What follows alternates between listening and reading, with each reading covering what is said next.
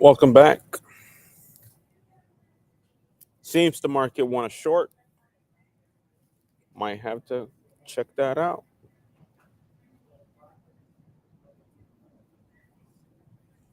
We got a short signal once again yesterday at close. It's free fall. It's been on a free fall since yesterday. I was hot in here, but I'm not gonna change my tick off my jacket because then it make it cold and then I get fucked and sick again. No demand. You know what that means, right? It means we're absolutely selling today.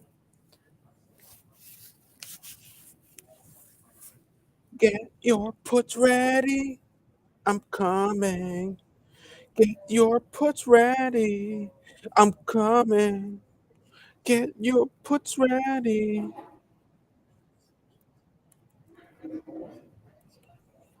I'm coming.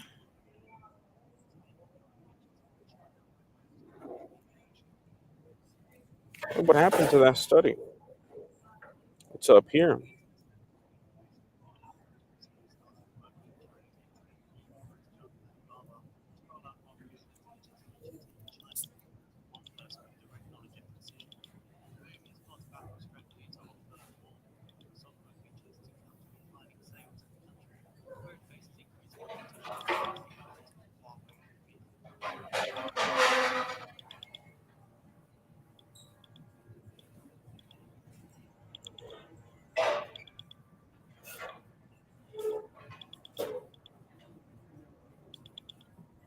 It might be long. It might be. There's some demand forming on the minute we're going.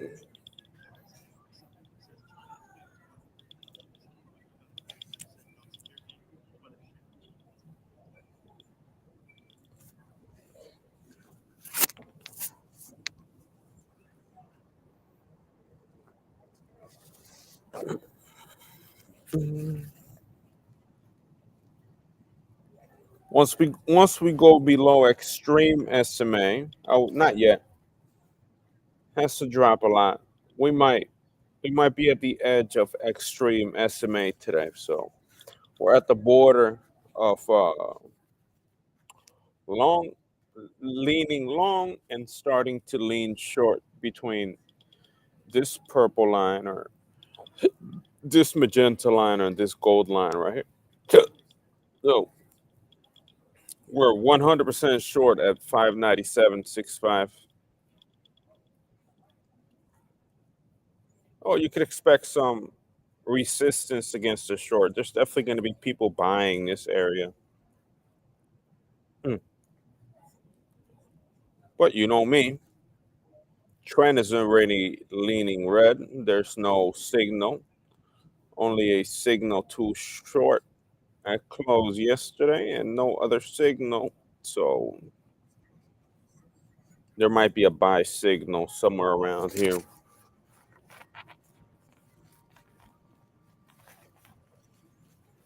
Mhm.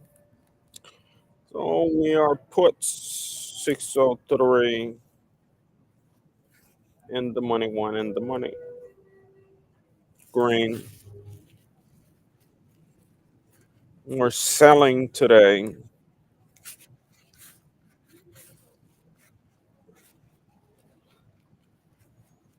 We're waiting for demand to form.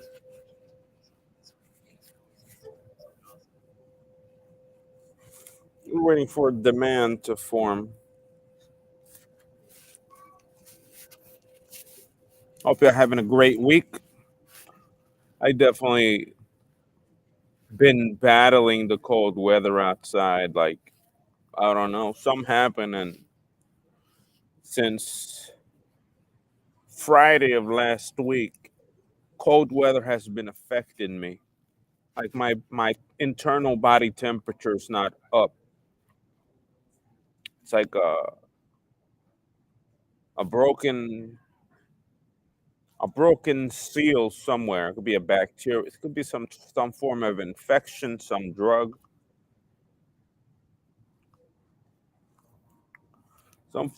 some form of infection, some drug, and my body temperature has not been the same since past Friday. And even yesterday it was really cold. I'm still off in terms of staying warm at night or my body maintaining its internal core temperature to sleep. I saw myself yesterday arranging my bed to cover my body because it was just cold, and even wrapping my body up like I usually do, internal core temperature was being affected by the external weather. So it means that my body is not warming how it was warming up midweek of last week. Something happened. My internal temperature dropping, and that means that you have something going on in your body.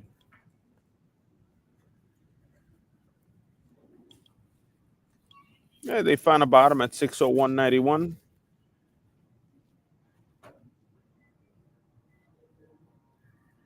This might be the bottom. Might be. We're gonna see what happens.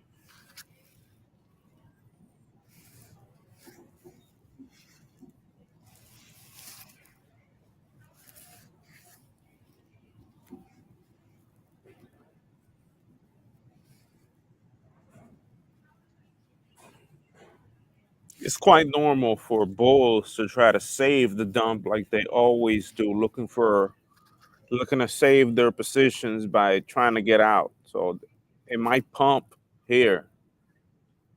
So if it does pump here, I might short here today. Instead of shorting at open, if it doesn't start dropping, I'm gonna wait till we touch supply here and then take my short, which should be the correct way of doing it. It all depends on the movement at open.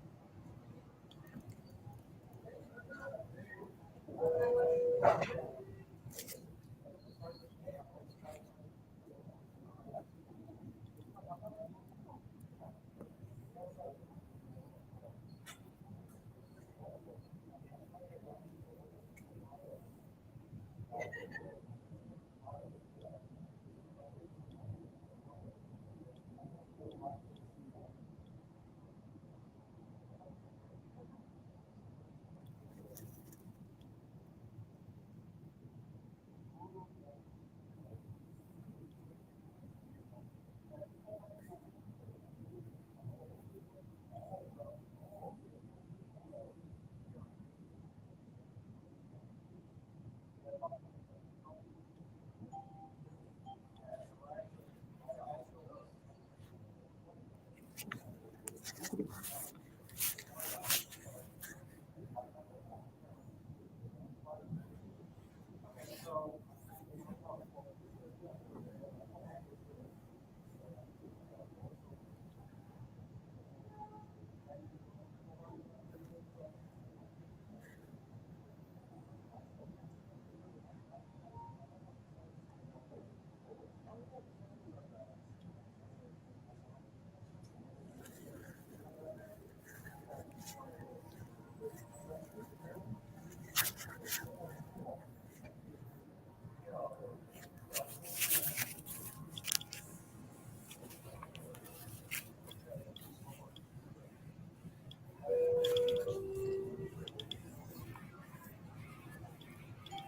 seems that there's a covering. Looks like it's gonna recover.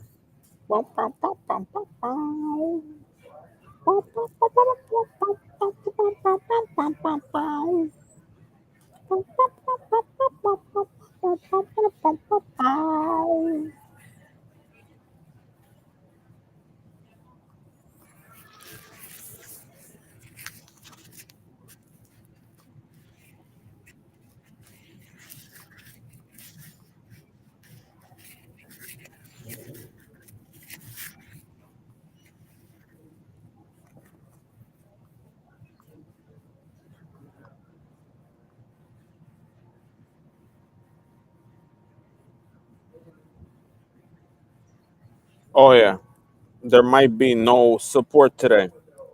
All it needs to do is break 601.91 and all the way down flush.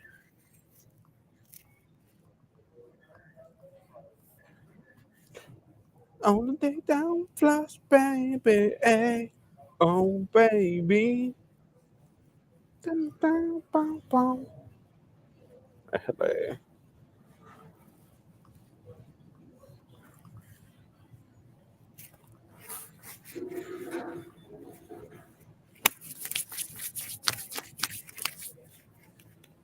Boom, boom, boom, boom, boom, boom, boom, boom, boom, boom, boom, boom, boom, boom.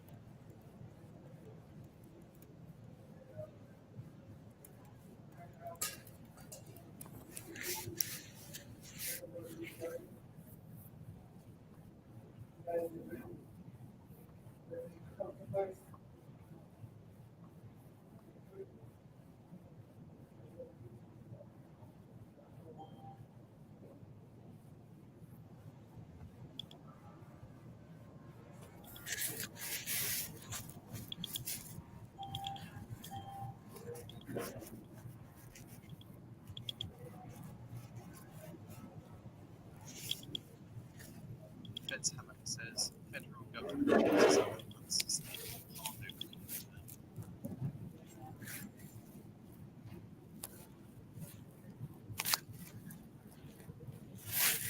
Hammock says Great Hike is not in my base case. It might be as good as it.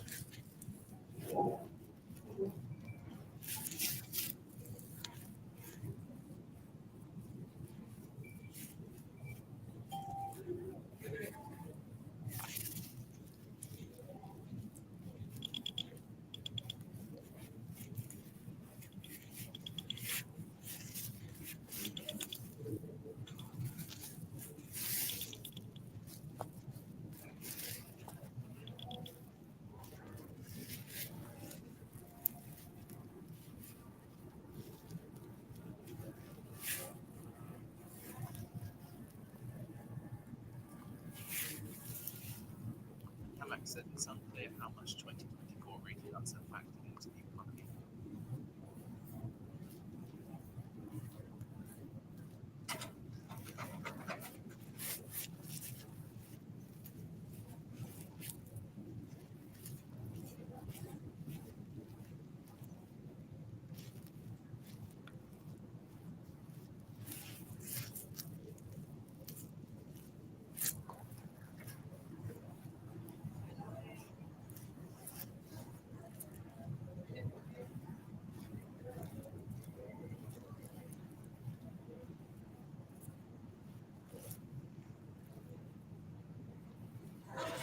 We'll get the markets on imbalance.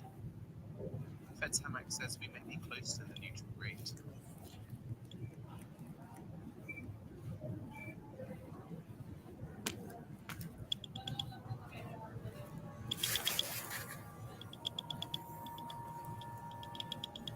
I think I'm gonna buy a straddle because we're already breaking with no support. Buy a straddle at open.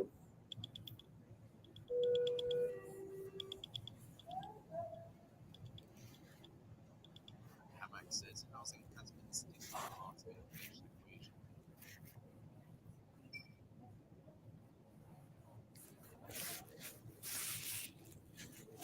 Let's see how well they do. I'm expecting high volatility to the downside with no support, so that's why I'm doing it. So markets on open imbalance. The S&P 500 on the sell side of 174 million, Nasdaq on the buy side of 4 million, Dow 30 a sell side of 65 million, Mag 7 a buy side of 14 million. Fed's Hammock says housing inflation pressure is set to ease.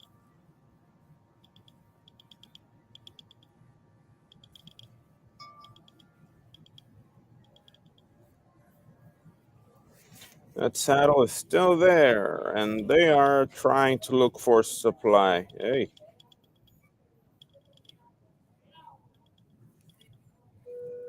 They touch this red, I'm going short again with these three contracts.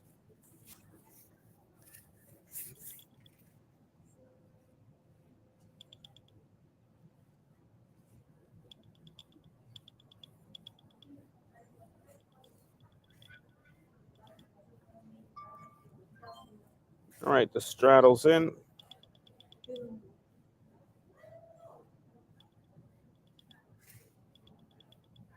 It's near the high. I like that. For a short put, I definitely like that. Touch it. Hammock says Oof. optimism that we could see inflation ease. The man appeared. I didn't think that the man was going to appear, but the man definitely showed up.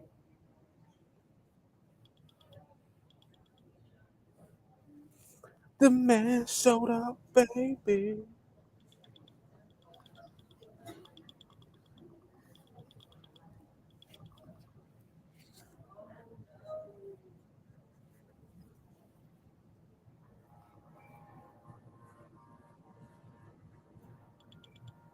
Fill it up. Let me go short B.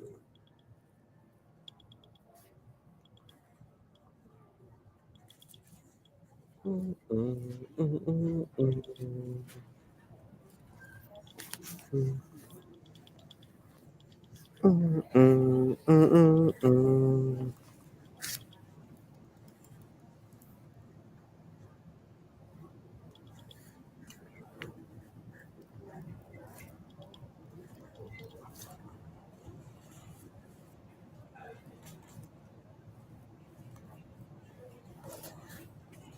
Do it.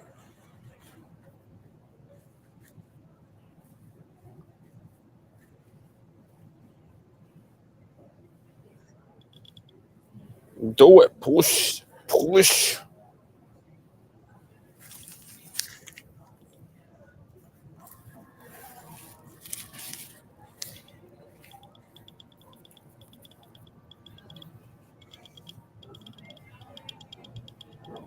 In. Touch the red, Bobby. Touch the red, Bobby.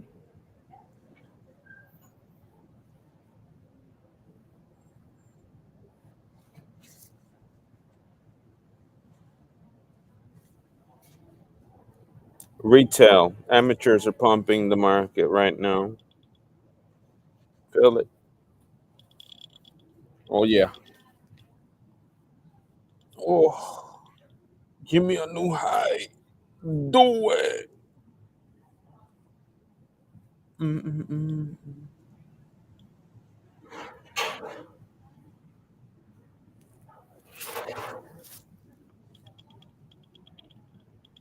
Little more, little more, little more, little more, little more.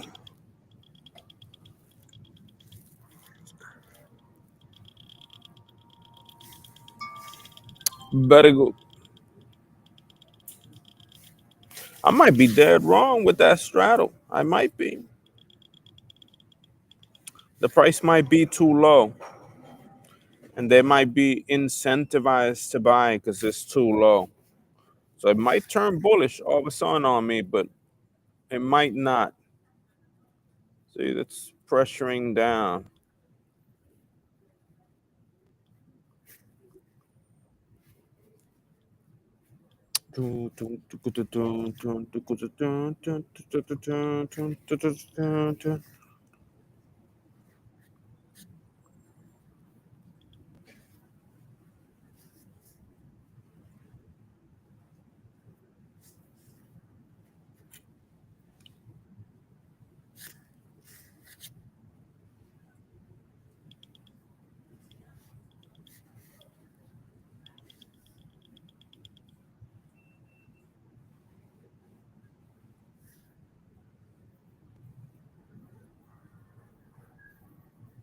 Here's my straddle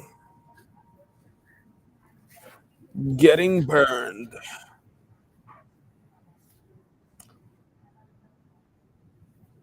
Getting burned, baby, burned. 180. It's not showing here.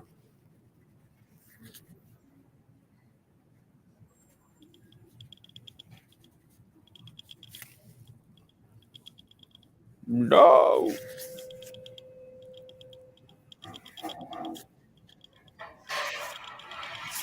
I like just looking at one. Mm, mm, mm. Oh, see.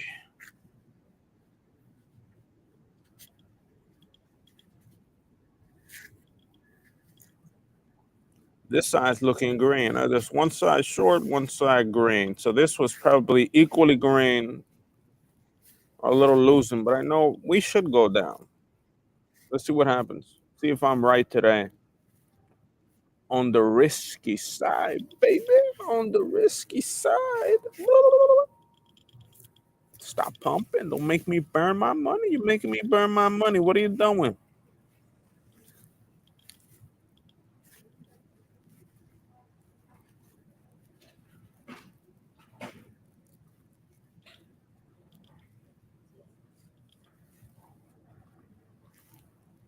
Don't do it. They really want to pump. Yeah, it's because it's incentivized to go long here. Obviously, because the big pullback, bulls are always going to buy. That's why it's going up. Bulls are not gonna let it touch 599 because they know better than do that. They know better than to do that when it comes to making money. They'd rather just take short money or short gain, buy it up now, and not wait for a lower low. Let's see what happens here.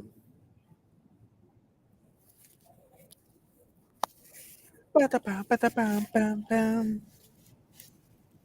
could rebuy again here. Let me already set up my second buy. How many lines have been crossed? One, two. If it hits any higher here, I'm gonna buy again, which I doubt. Look at that. All the way down, baby. Wait till bulls give up.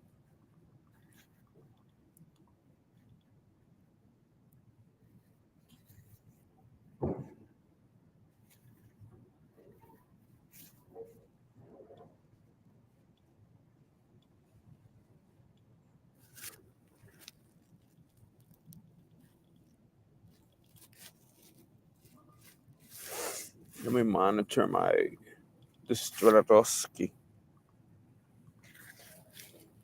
What do we got? Spy put. We got 10-10. One call, one put. One is up 95, but it leans bearish.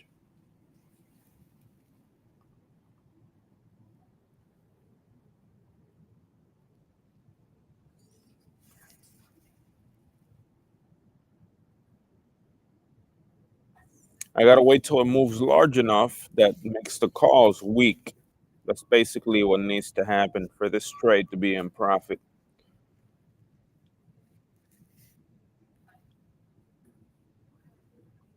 See this mark? This mark drops to 40, it starts earning way less, and this is where this should be grinding higher. Let's see what happens. Let's see what happens. Come on. Let me keep it quiet. I've kept it quiet for a couple days.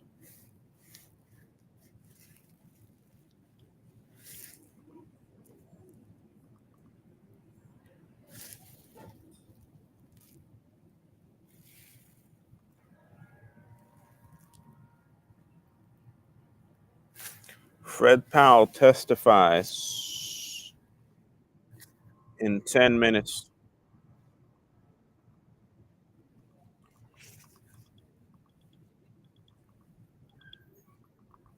When Fed talks, you know where that's going to happen.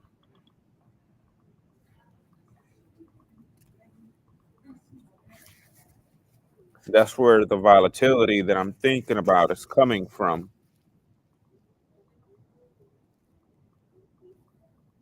I wish I could listen to it on stream, but I don't know if it's going to create copyright strike or not.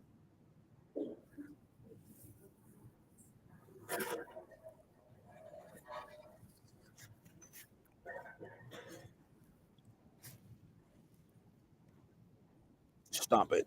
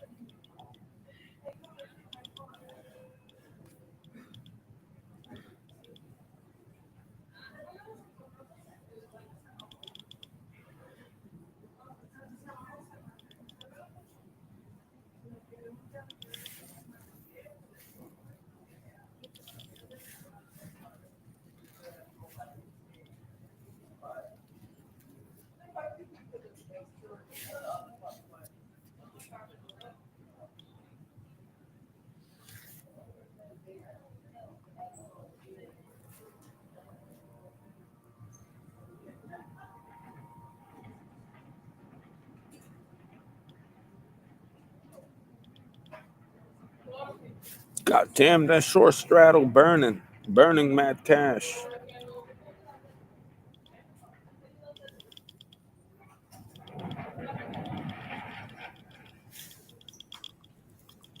They really want to go higher. I might have bought it incorrectly too, but I don't care. It's practice, remember. This is the trade that I focus money on. That straddle is just practice. It was placed incorrectly. Should have been placed up here and not here.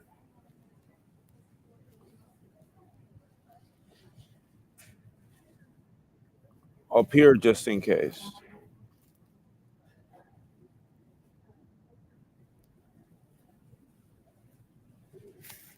Come on, pump it again.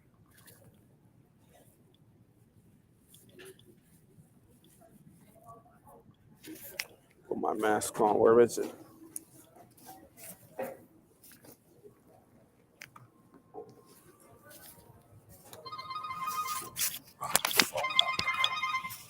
Same number.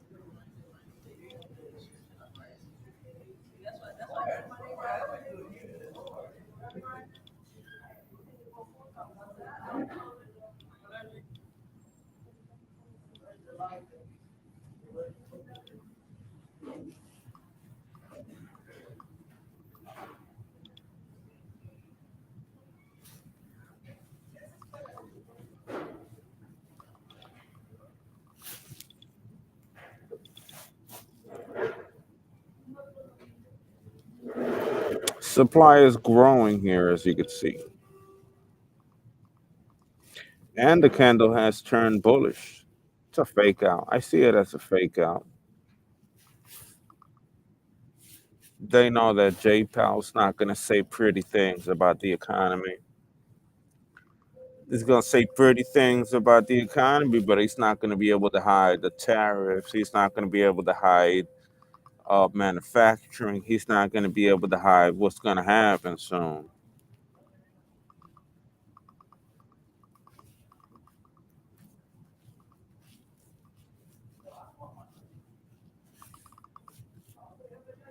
At 10 a.m. Eastern Time, we get the justification of Fed's power. See what I'm talking about? The bid the ask starts getting smaller, right? And that's when you start really making your money. Not when they're equal. When they're equal, it's fine. But when this gets really small, maybe 60, 75, that's when you can start cashing out.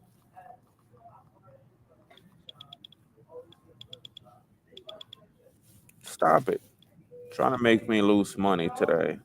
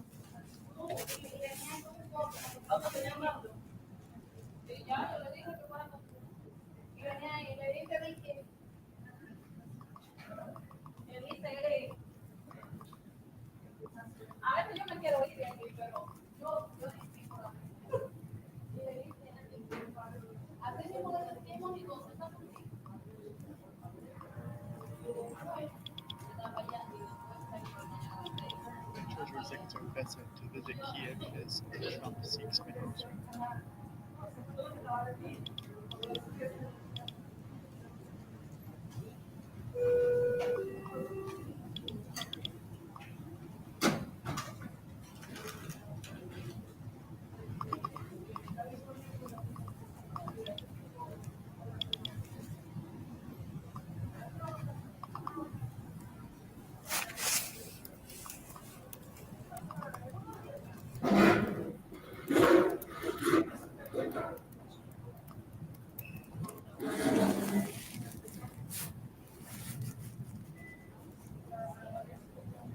At 10 a.m. Eastern Time, we expect Governor Fed's Powell testifies before the U.S. Senate Banking Committee on Housing and Urban Affairs.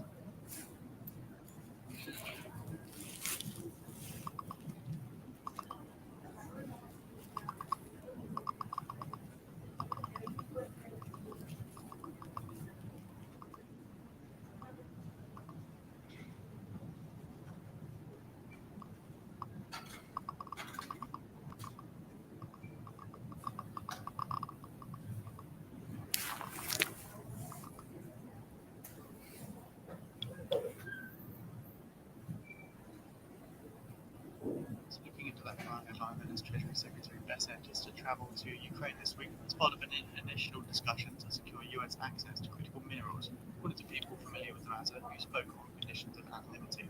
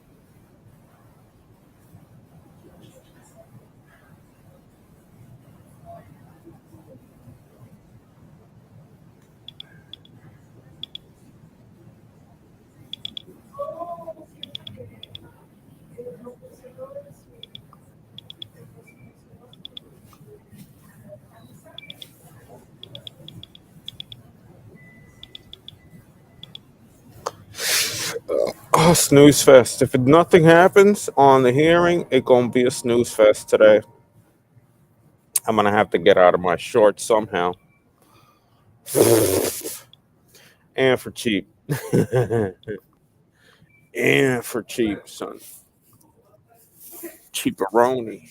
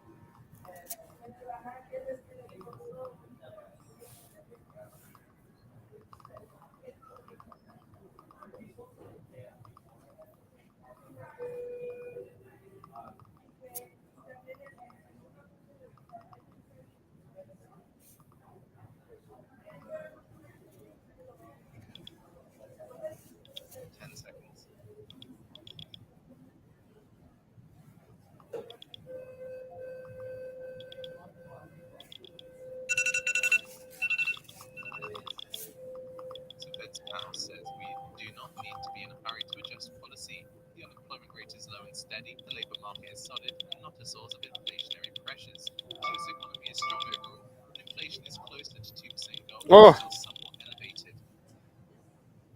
it's against If the me. policy of the labour market unexpectedly weakens, or if inflation falls more quickly than expected, we can maintain policy restraint for longer if the economy remains strong and inflation does not move toward 2%.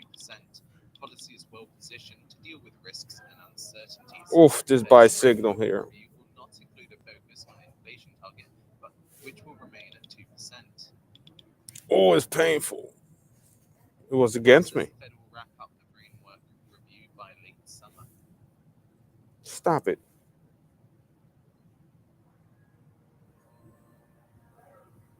It was against me.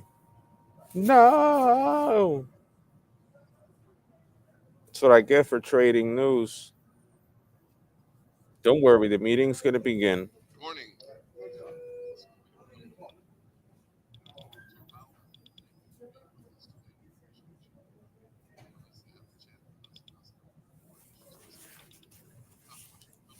Here's where he's going to start breaking it. News, House Speaker Johnson met with Elon Musk at the White House on Monday.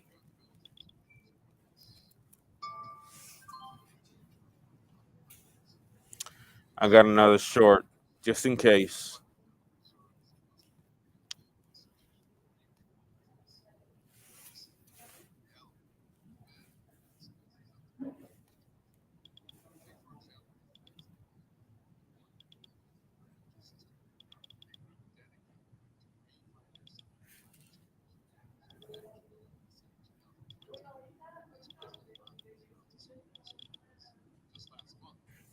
Oof, they're pumping bad.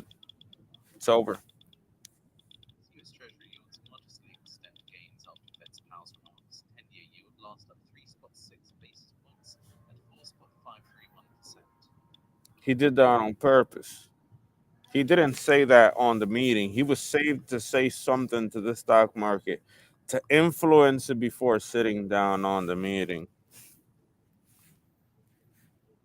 And he tends to do that. The first time I seen him do that, positive news before sitting down and speaking. I'm sitting here with 400 in the red. Oh, technically, only 100 in the red, so it's not bad. We need anything below here to get out.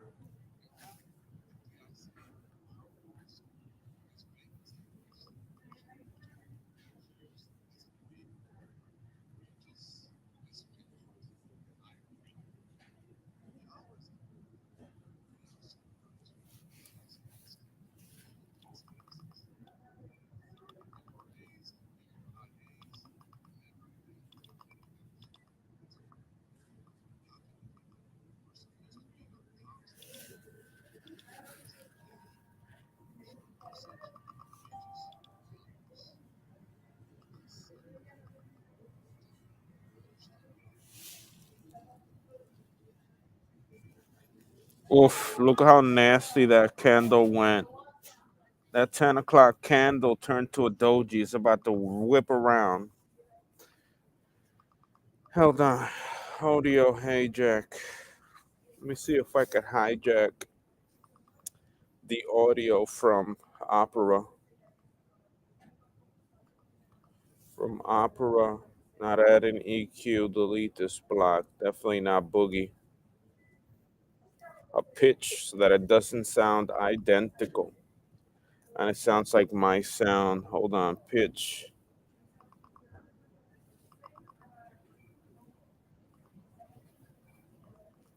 One second. I just need this for precautionary methods during the stream.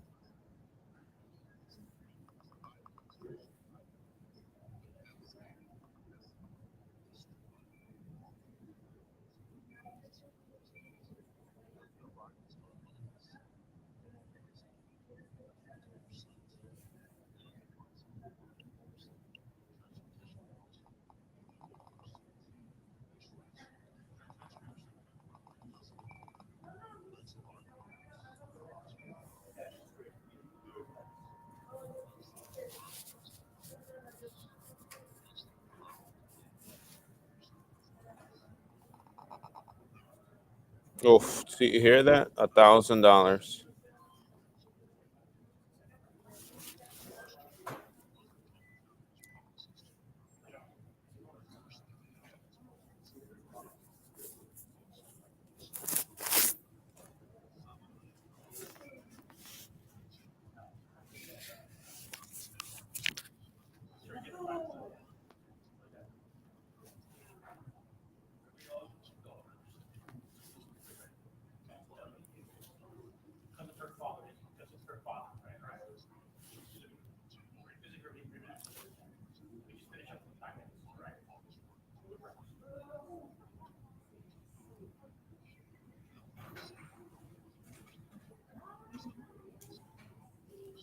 Ooh, big money coming in for me.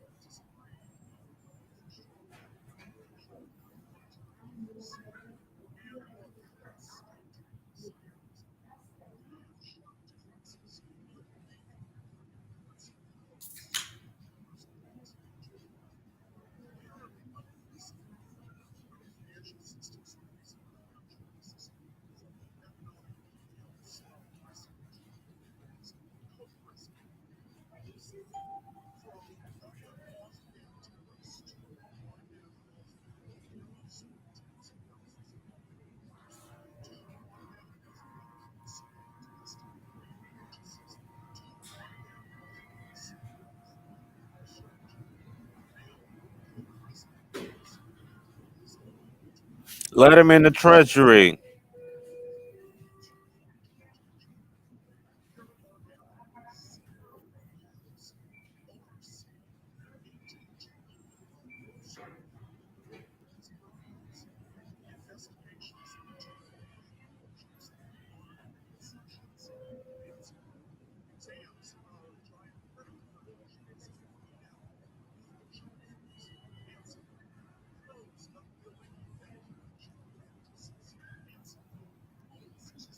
Let him in the social security. Let Elon Musk in the key treasury social security payment system. He's gonna find more dog shit where social security money is going.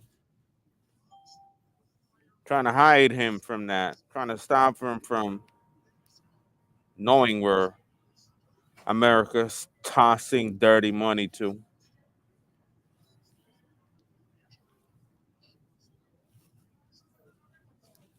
Mm-hmm. Grants to what? Huh? Grants to what? Castrating an African boy? Makes sense, right? They're scared of what he's gonna find. Grants for what?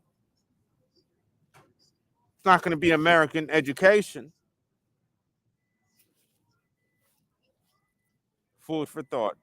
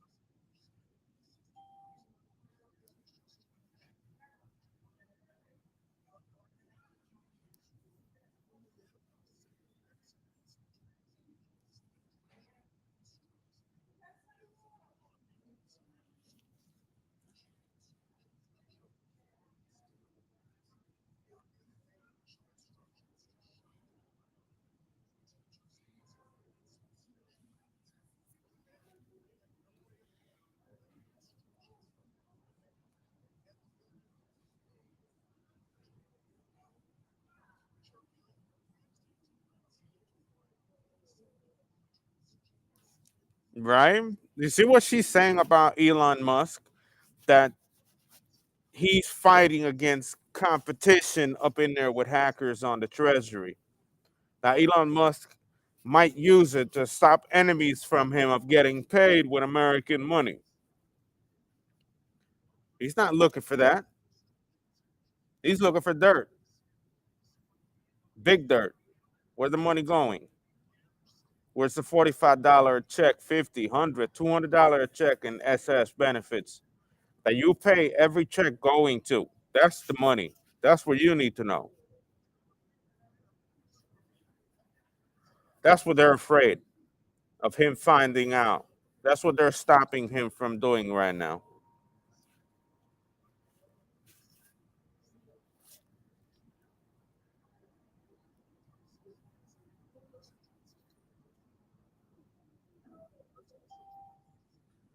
Oh, it's fucking Miss Warren. Hold on. I'm gonna mute that bitch.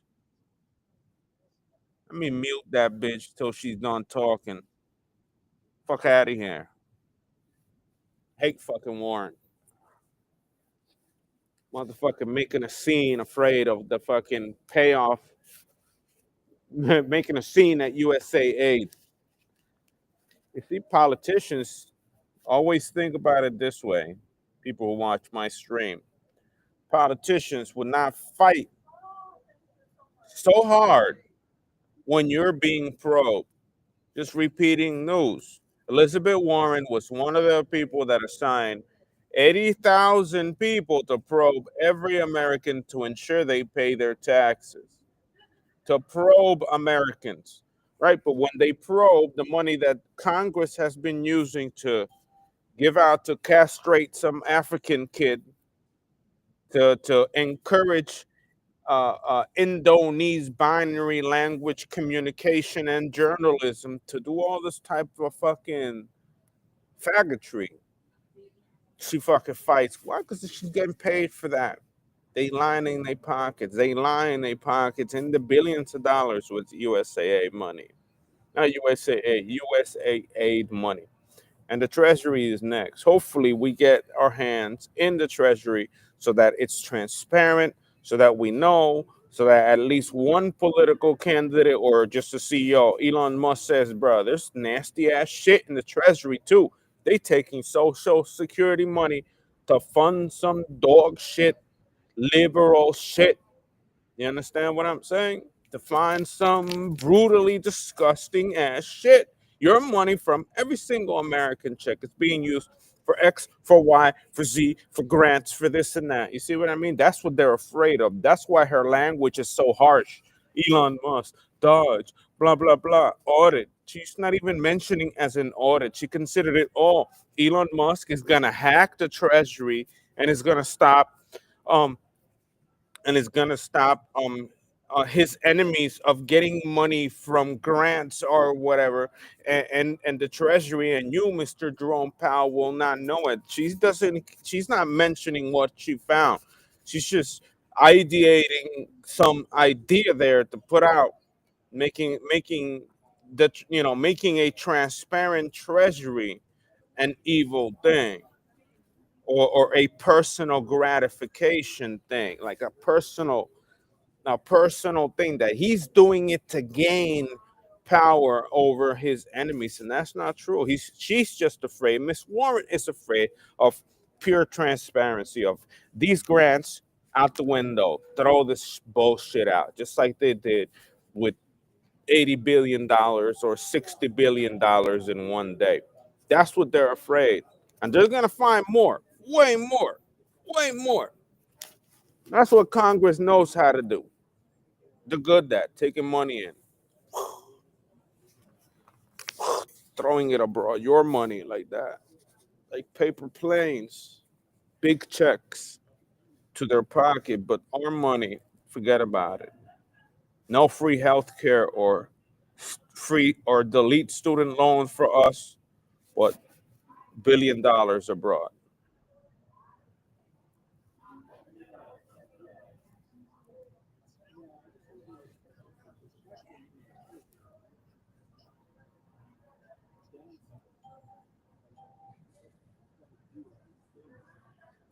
Thank you.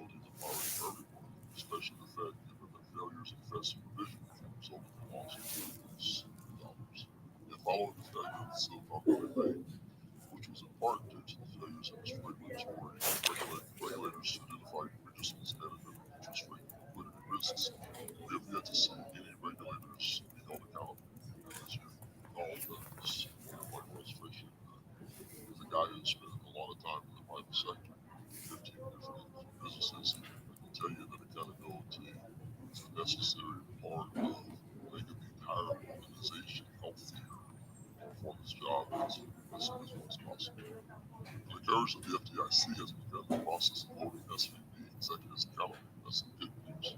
But no Fed employee has been fired, probation, put on performance improvement plan, all of which would be expected in the private sector, as I just mentioned, employee failure. Please explain to me why Fed employees are held to a different standard from my perspective than everyone else, and what are you planning to do to take accountability for Fed failures in supervision?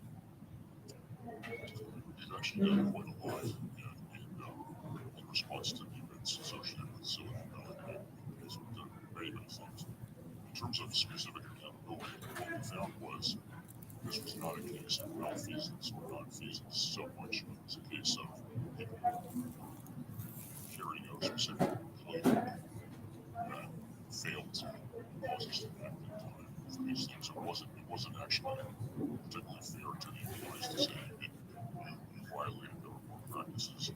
So that wasn't really what happened. What happened was I would say a lot of focus on process, governance and controls, and not enough focus on basic bread and butter, credit risk, revenue risk, interest rate risk, things like that. So as we discussed yesterday, we took very substantial steps to avoid further spread of those issues, and that was successful. I understand your point on that. This is one of the areas where you see looking at safety and soundness and a number of RAs that really documented no action was taken that leads to the conclusion that individual employees, supervisors, should be held accountable for that. I'll move on. In the past, you said great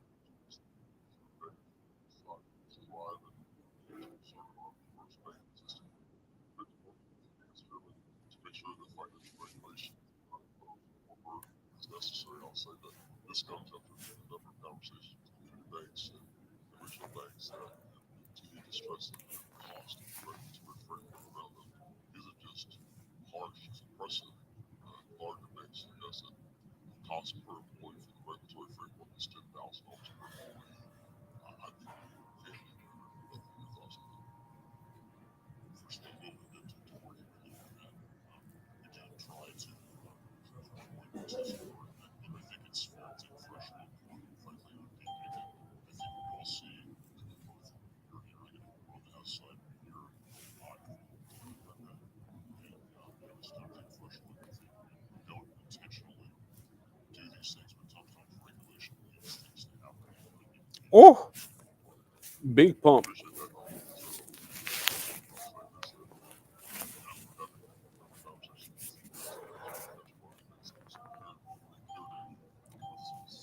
Statement from the CEOs is that regulatory SEC and other regulatory agencies is specific to defame certain industries. That is a way of making it one that I think we have to solve. It's legal in America to do business. We should do our part to make sure that we're better too. Thank you, Mr. Chairman. So over the weekend, President Musk and the acting director effectively shut down CFPB. No more pop-up aid looking out for a family of four in South Carolina facing illegal foreclosure. No more cop on the beat looking out for your grandma whose bank account has just been taken over by a scammer. No more cop on the beat looking out for people getting ripped off by giant credit card companies that are charging illegal junk fees.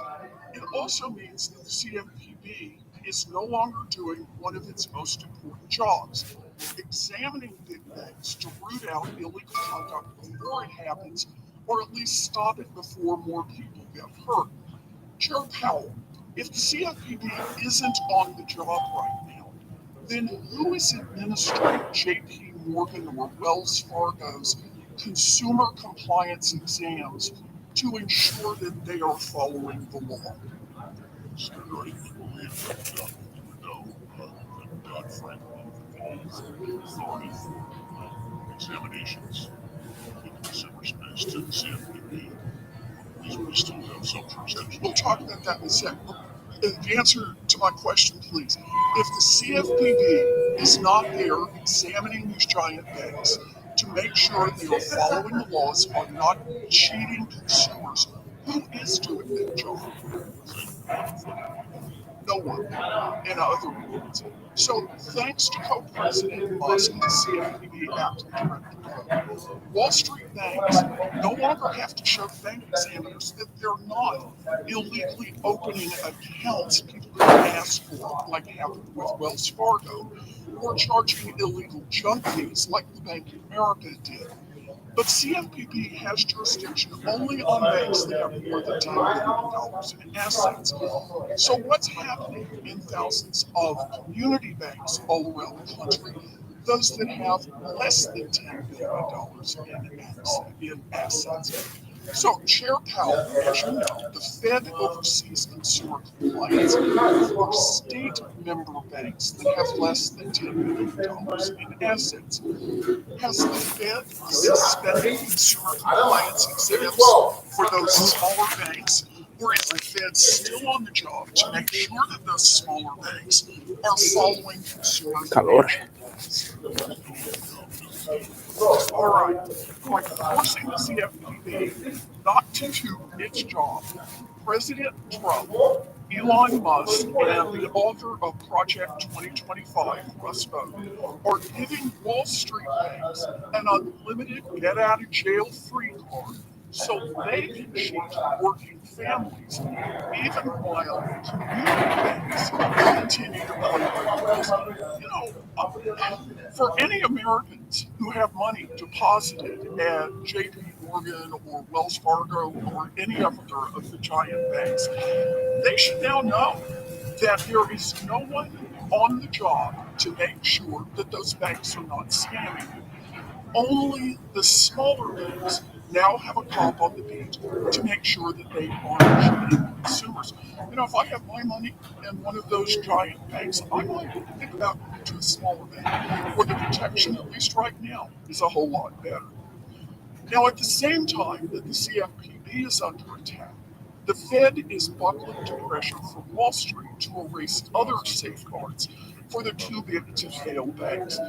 During the first Trump administration, under their leadership, the Fed weakened the big bank stress tests, including by giving the big banks some of the answers to the test in advance.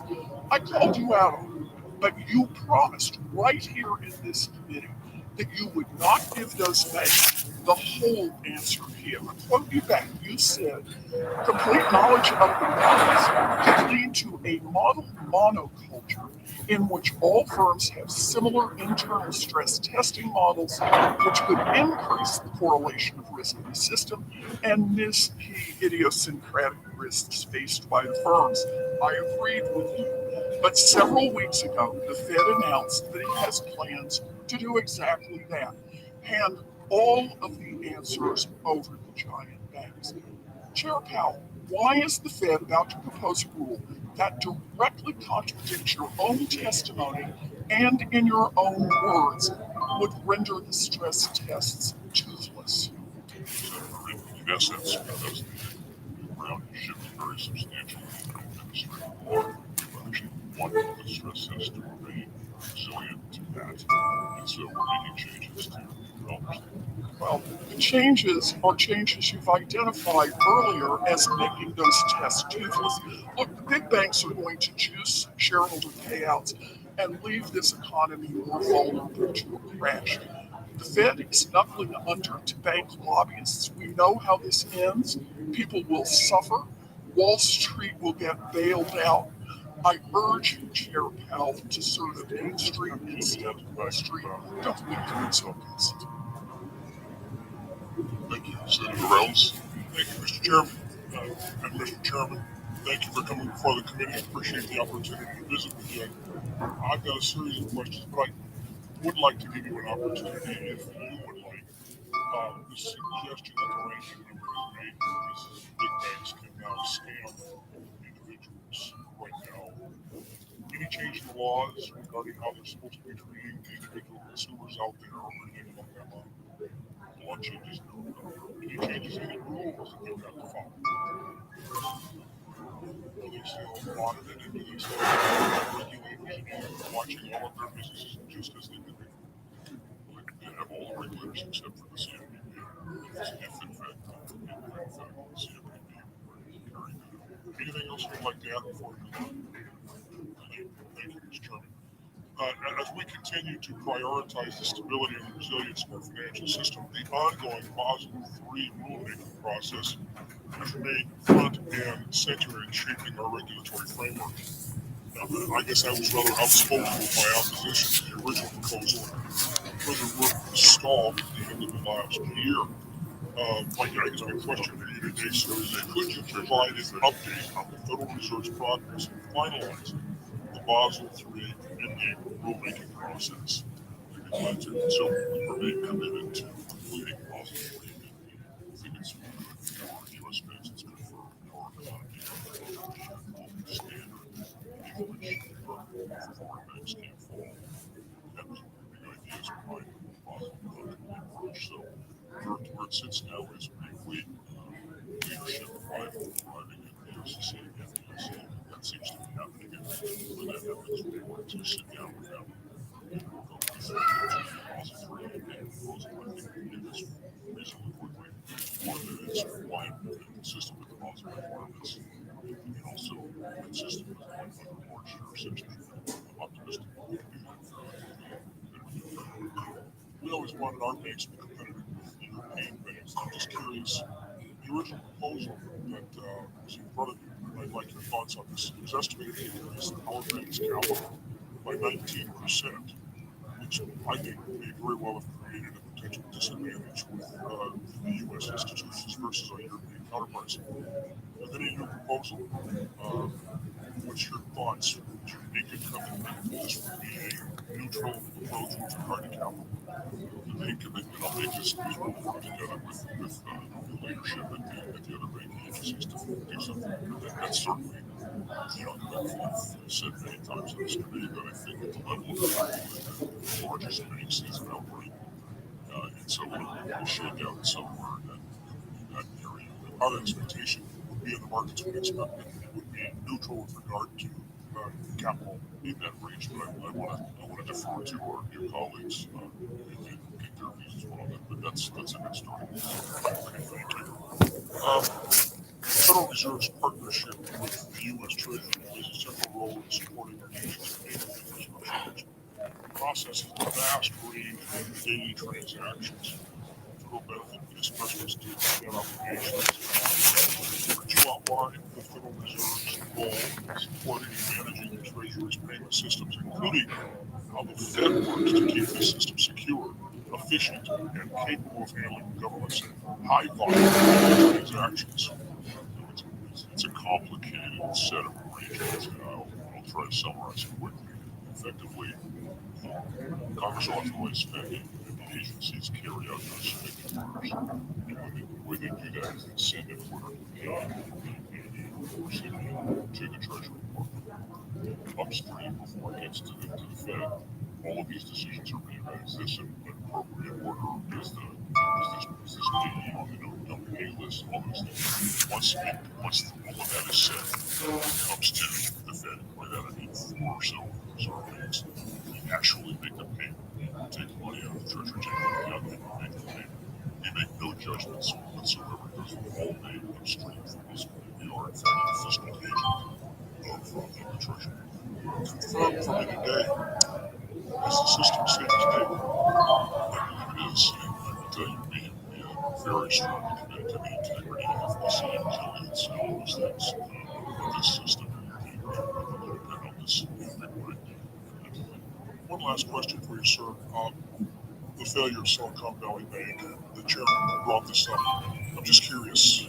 Recognize a lot of banks out there looked at this. It cost the other banks in the system a lot of money to make costs involved in losses. Nobody's been fired, but you did indicate that it was a failure in the playbook. Has the playbook been revised, or can we expect that it will be revised? In a lot of ways, it's been revised, yes. I didn't go into some details in it. One thing that didn't happen was, for example, the budget didn't follow through aggressively enough on things that they said. If they'd done that, that could well have been enough to stop it. But a lot of it was just not focusing enough directly is a very large net interest rate risk, large portfolio from securities matched up with the unstable funding risk. And somehow, you wrote about that the Fed would underscore if you adjust for somehow. We don't expect bank runs outside of a crisis in this country. That's what the crisis, right? Bank runs are incredibly difficult. I think Gary will apply from that if he's determined. Thank you, Mr. Chairman. I think this is one of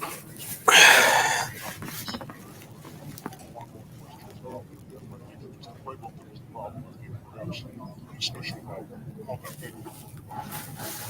Thank you, Mr. Chairman. Thank you. Senator Cortez, last.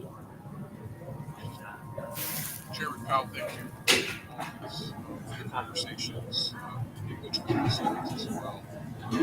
Let me focus on a couple of things that are concerned, and you touched on a little bit of this. And I think this is important to clarify. There was a change in the law when the CFPB was created. The CFPB. Don't copy trade me on these trades. You're taking on lots of risk if you are looking to trade with me. Trade with me. Don't trade how I trade is the warning. Sometimes I'm good. Sometimes I'm bad.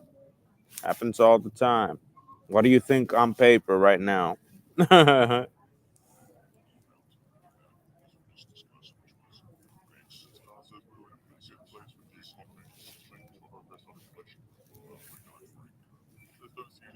as it was created, you together, the Federal Reserve collaborated with the Consumer Bureau with supervising these large banks, correct? Yes, we still retain supervision of all the bank companies and also Fed member banks.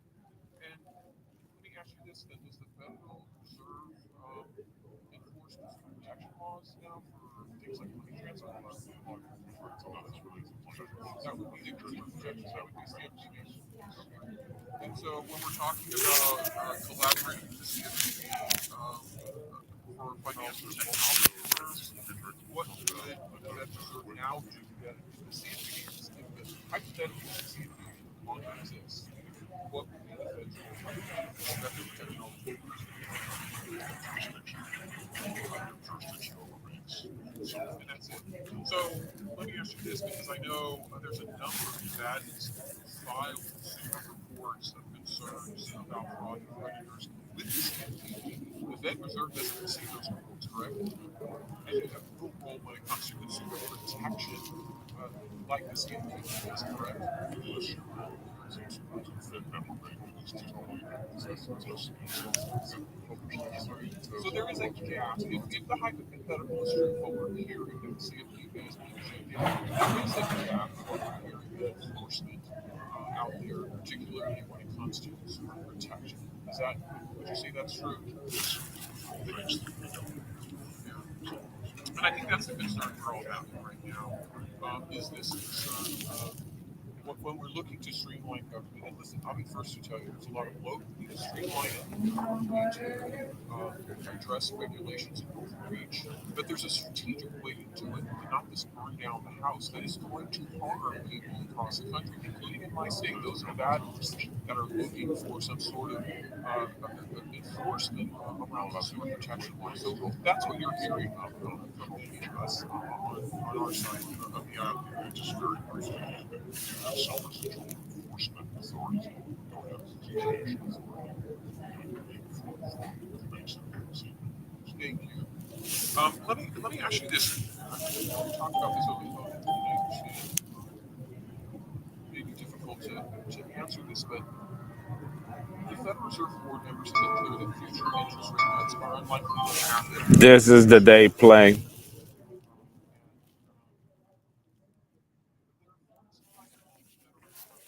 Elizabeth Warren.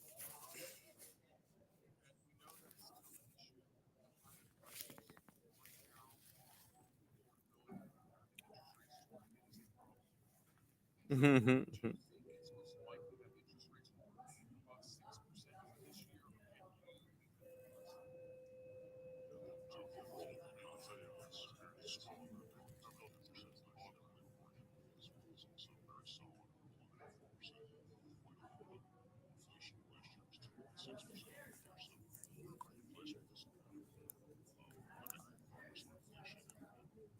policy rate is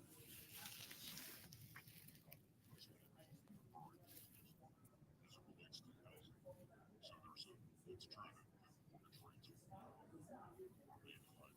That's not so directly related to defense. It's really related to long-term bond rates, particularly the treasury, 10-year treasury, 3-year treasury. Those are high for reasons, particularly piece of yields to minimize neighborhood. I think there's once we lower rates, rates will turn. Thank you, ma'am.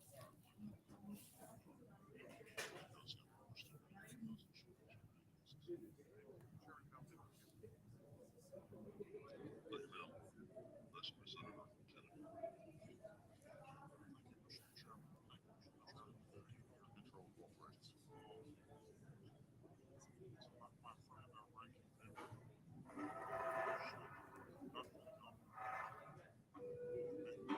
control of all rights. So my friend, ranking member, it seems to me that big picture should not go unnoticed. You recall a year or two ago when inflation was raging, about 9%, says New versus on the budget deficit, many inflation expectation, economists and other experts, based in part on history, said that you were going to have to provoke high unemployment and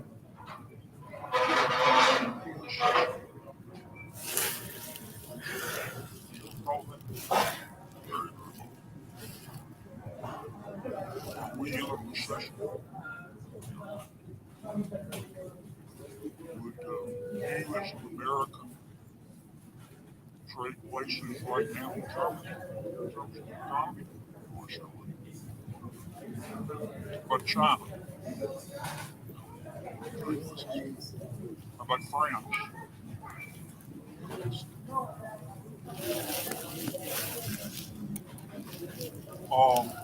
Things aren't perfect. Inflation's obviously still sticky.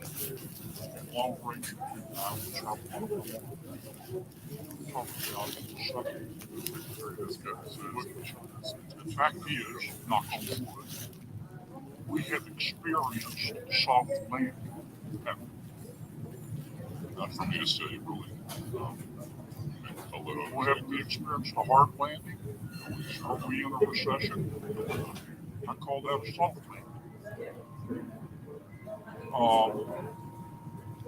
And it seems to me that you and some ladies and gentlemen, colleagues at the Federal Reserve behind you, are supporting that. I don't know why you don't take the credit. Everybody else in Washington, D.C. does. And I'm not saying things are perfect. I never imagined that our landing would be soft, albeit not perfect. And I want to thank you and colleagues for that. Sure didn't get any help from Congress and President, fiscal side. Comment. You and the Federal Reserve team, to a large extent, control short range the open market. You can't control long range though.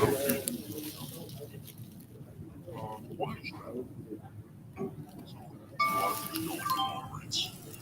One of them is the expected future short rate of Fed policy remaining, and the other things, expectations of inflation in the long run, the sort of risks around budget deficit, so operating, which is the mechanics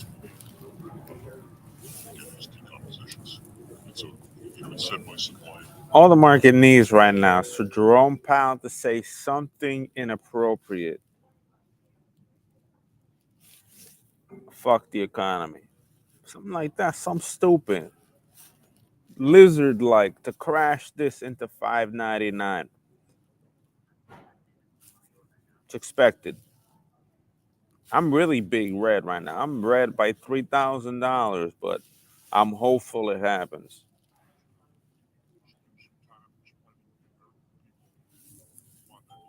Final question. If you went home tonight and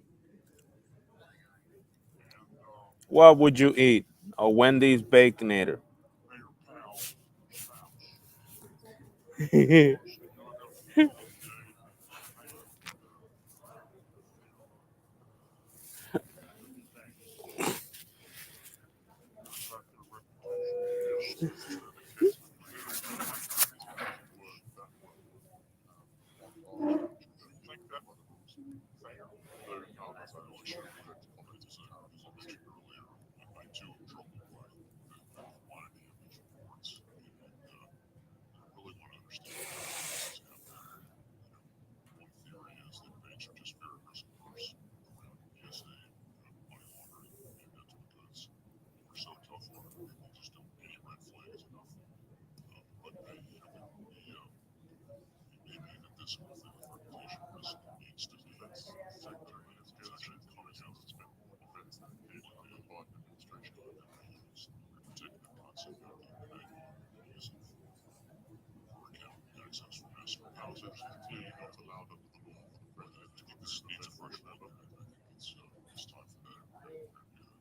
I've asked our chairman if he's agreed, like some of the CEOs, some of the banks that have been in bankruptcy, and the CEOs, and their lawyers, and PR consultants, not their patients, the CEOs to come in and let's talk about this and find out what the deals are going to be. Ladies and thank you, Chairman Powell. Thank you very much.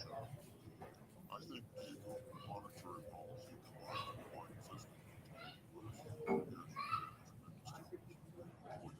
Defense Secretary has slightly said he says the U.S. Defense Secretary is where he agrees. Defense Secretary says the U.S. Defense Secretary is unemployment rate 6.7. He said that to the U.S. should be totally 3% of GDP. That's part of 2.5%. The unemployment rate was 4.1%. Labor force participation rate went up from 61% to 64%. And that's a combination of control work together with fiscal policy administration. One of the issues before us today is the issue of tariffs. July 2018 testimony countries that have remained willing to agree that have not raised barriers, including tariffs, have grown faster and higher Yes, I understand that. So President Trump's tariffs on China and obviously makes it more unfairly attacked coming from his opinion on his projected values lower than ours for a year now. Absolutely. It's on the that's pretty embarrassing. 30%. Money bonds, it says that 14 continuing corporation task force recently there was one across the line for them. Is that wise enough? Can you say this? I think the standard case for free trade and all that logically still makes sense. It didn't work that well with very large countries. In many cases, the defense trade to make tariff policy. Really, that's from it's one of those which requires us to try to have a thoughtful, sensible way of manufacturing policy so that we can achieve. Just this weekend, the president revoked the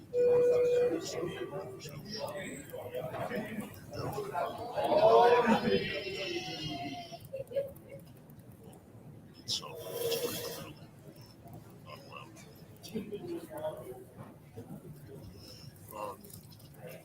we've communicated that with and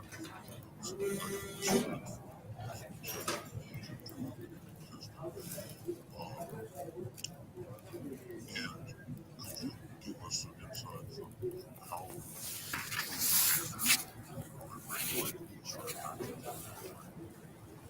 We've been doing for some time now is looking at them on a case-by-case basis and the ability to transfer risk successfully. It's a good thing that the bank wants to transfer risk off its balance sheet and bring its compensated for a little bit. But what you want to make sure is that if the risk is really transferred, and that was the problem during the global financial crisis, was it's guaranteed that they not publish a transfer of risk. So we see this coming, and we're looking at these transactions on a regular basis. Well, I commend you for that. In fact, what happens typically is transaction becomes complicated by synthetic risk transfers and occasionally synthetic derivatives. Thank you for your attention. Our housing, that's the especially in a housing shortage, housing difficult. Two of the main things housing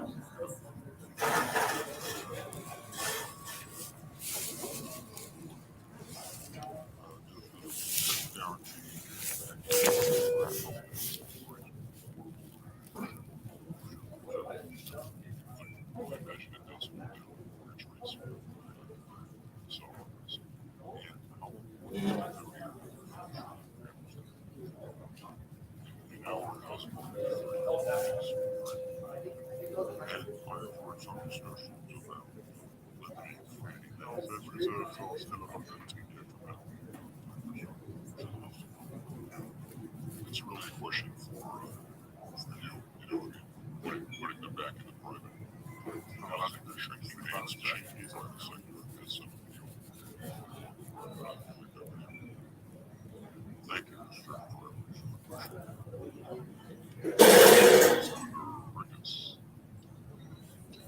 Well, thank you, Mr. Chairman, ranking members for holding this board hearing, and thank you, Chair Powell, for being here today to talk about our economy and all the things that are going on. I want to address again something that the ranking member started talking often about, which was characterizing the CFPB as being the top on the beat here. But I can tell you, as having been a governor and having a that if any consumer would contact us and make a complaint about a bank, even a big bank like JP Morgan, we would investigate, as could the OCC, the FTA, the GIC, the FTC. So to characterize that nobody's out there for consumers, I think, is inaccurate. I'm not trying to scare consumers right now that somehow this is the case. If you have an issue, if you're a consumer, please reach out to your State Department of Banking, because those folks in California can tell you that in we have one of those Department of Banking that did a fantastic job of helping consumers. One of the things that has also impacted consumers is inflation.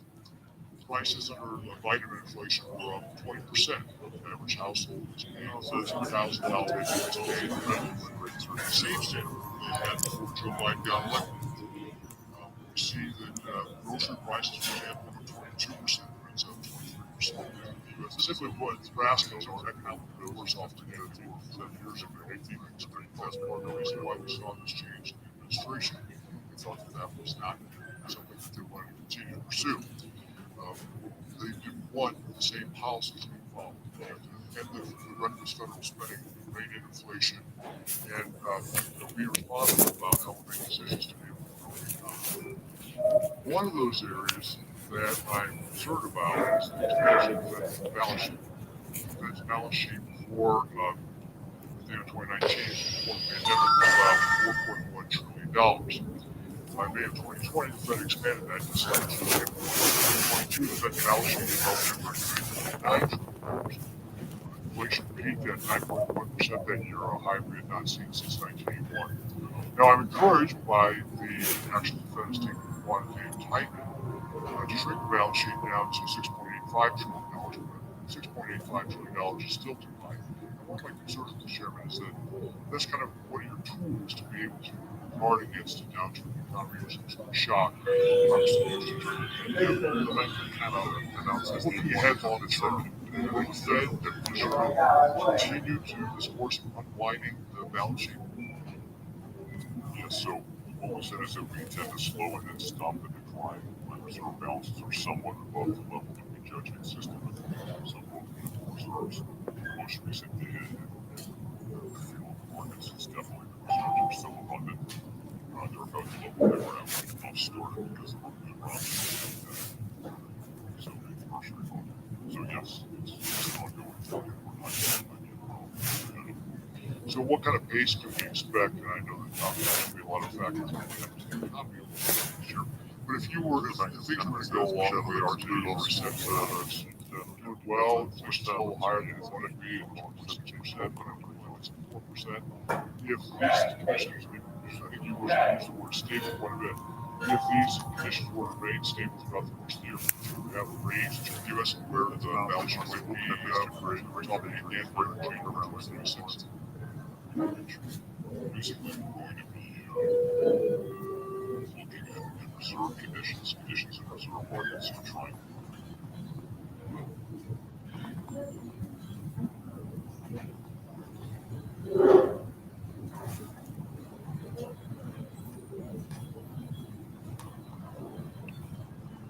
The SPB, I think the record is pretty darn good. It returned $20 billion to consumers. Matter of fact, last time, in the previous chair with Mr. Chopra, we were talking about $55 million to Virginians. I do have to mention this both of our comments. Tim Kaine and I did a town hall last night. Lots of things happening in Virginia. Normally we get 3, 5, 6,000 folks.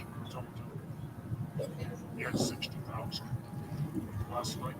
I have not seen anything like that in my time on and a huge amount of concern about what the Doge boys are doing, whether our information is safe, privacy protected.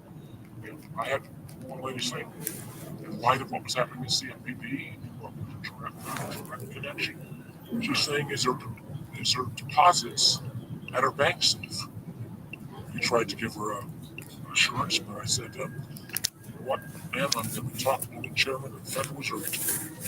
And with this diminution or shuttering, at least for the time being, of the CFPB, can I tell, her name is Mary, can I tell Mary from Virginia that her bank account is safe? I think bank accounts overall across the economy are safe. Yes, we've still got deposit insurance. You can see the banking system is well capitalized.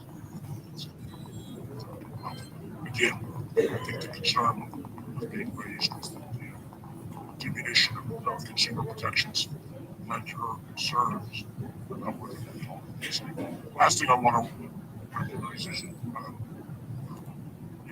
there's been reports in the media about the thinness in the Treasury markets, the number of additional bonding that we've been able to do, so many of these unpaid tax cuts. Matter of fact, one of the things that was really striking to me was that yesterday the president mentioned how he was, quote, examining Treasury debt payments for possible fraud and suggested that our debt might not be as high as possible. We all understand that the inflation part of the United States is based upon inflation. If this president were to suddenly say, I'm wiping off X amount of debt because I don't believe we owe it, what kind of effect would that have on the stability of the dollar and the overstability of our economy? Probably not surprising. So you think it would be, from a Fed standpoint, if the United States starts to say we're not going to pay our treasury debt, we're going to have no view at all? I'm not going to comment on things that the president says. I would like to see us at some point get a stronger answer on that, because I think that in light of the president's willingness to shut down agencies willy-nilly, his ability to potentially curtail payment, I think would have devastating consequences on our economy. Thank you, Senator Brooke. Thank you, Mr. Chairman. Obviously, there's been a lot of conversation both in and out of this hearing room today. Conversations about the co-president referencing Elon Musk, referencing the work that Doge is doing. I think it's important to remember that President Trump ran on this. I mean, he said we're going to look for wasteful spending across our government. We're $36 trillion in debt. That's not only fiscally irresponsible, it is actually morally irresponsible. And the difference in this administration and the last administration is that President Trump is actually the final arbiter. And it's interesting that none of you had anything to say over the last 4 years when it is clear that our commander-in-chief was not in command.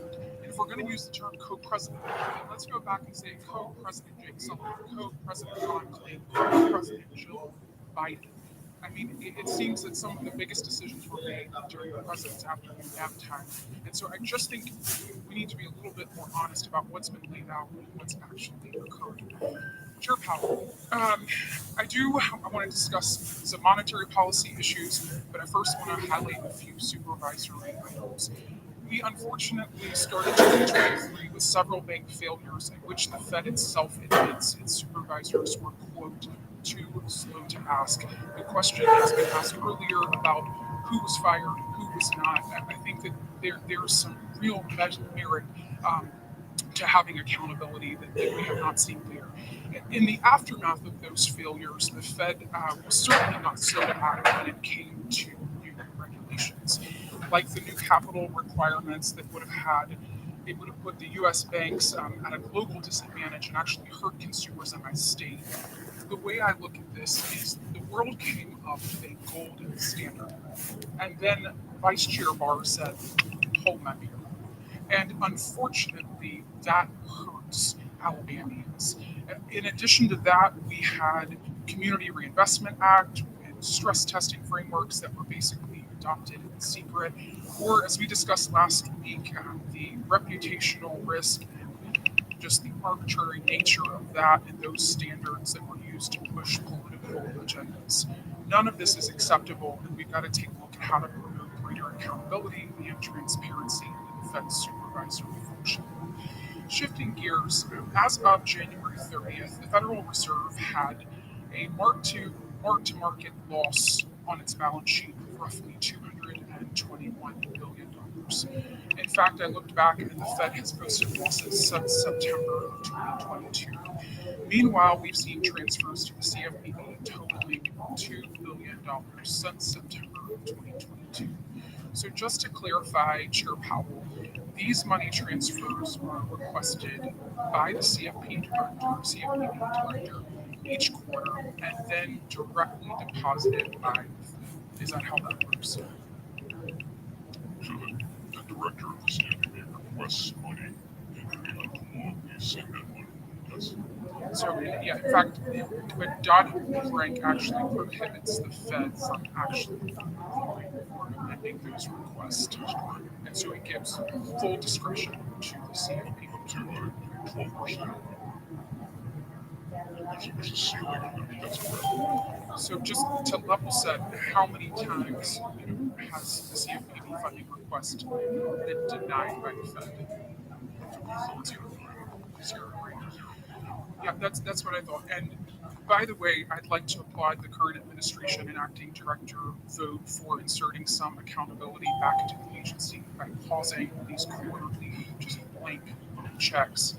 On that, I know there's been a lot of conversation around the Bureau over the last few days, but I do want to focus on those last couple of years, particularly the $2 billion the CFPB received from September 2022 up to the last receipt on January 2nd, 2025.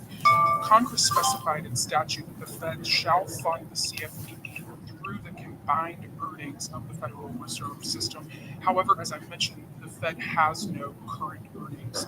It has a balance sheet of negative $200 billion. So instead of the recent audit statement saying the Fed is funding the CFPB through assessments on its reserve banks, Mr. Chair, there are only two statutes that authorize the Fed to make reserve bank assessments that neither permit the CFPB to fund transfers. So what authority exactly did the Federal Reserve have to assess the reserve banks in this manner over the last 2 years? Just kind of a fact finder.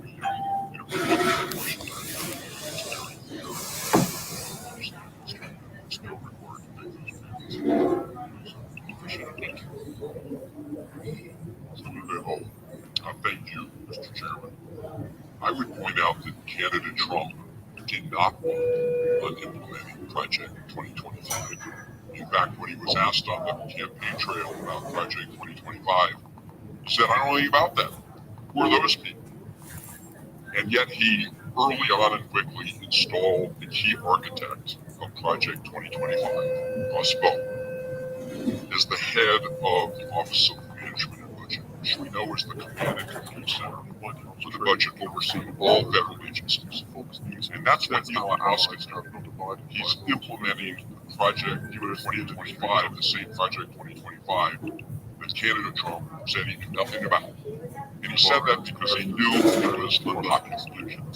He knew it would be unpopular to take the financial top off the beat. And I want to start by talking about what's happening over in CFPB, the Consumer Financial Protection Bureau, because that is the cop on the beat to go after fraudsters and scammers who cheat Americans out of their hard-earned money.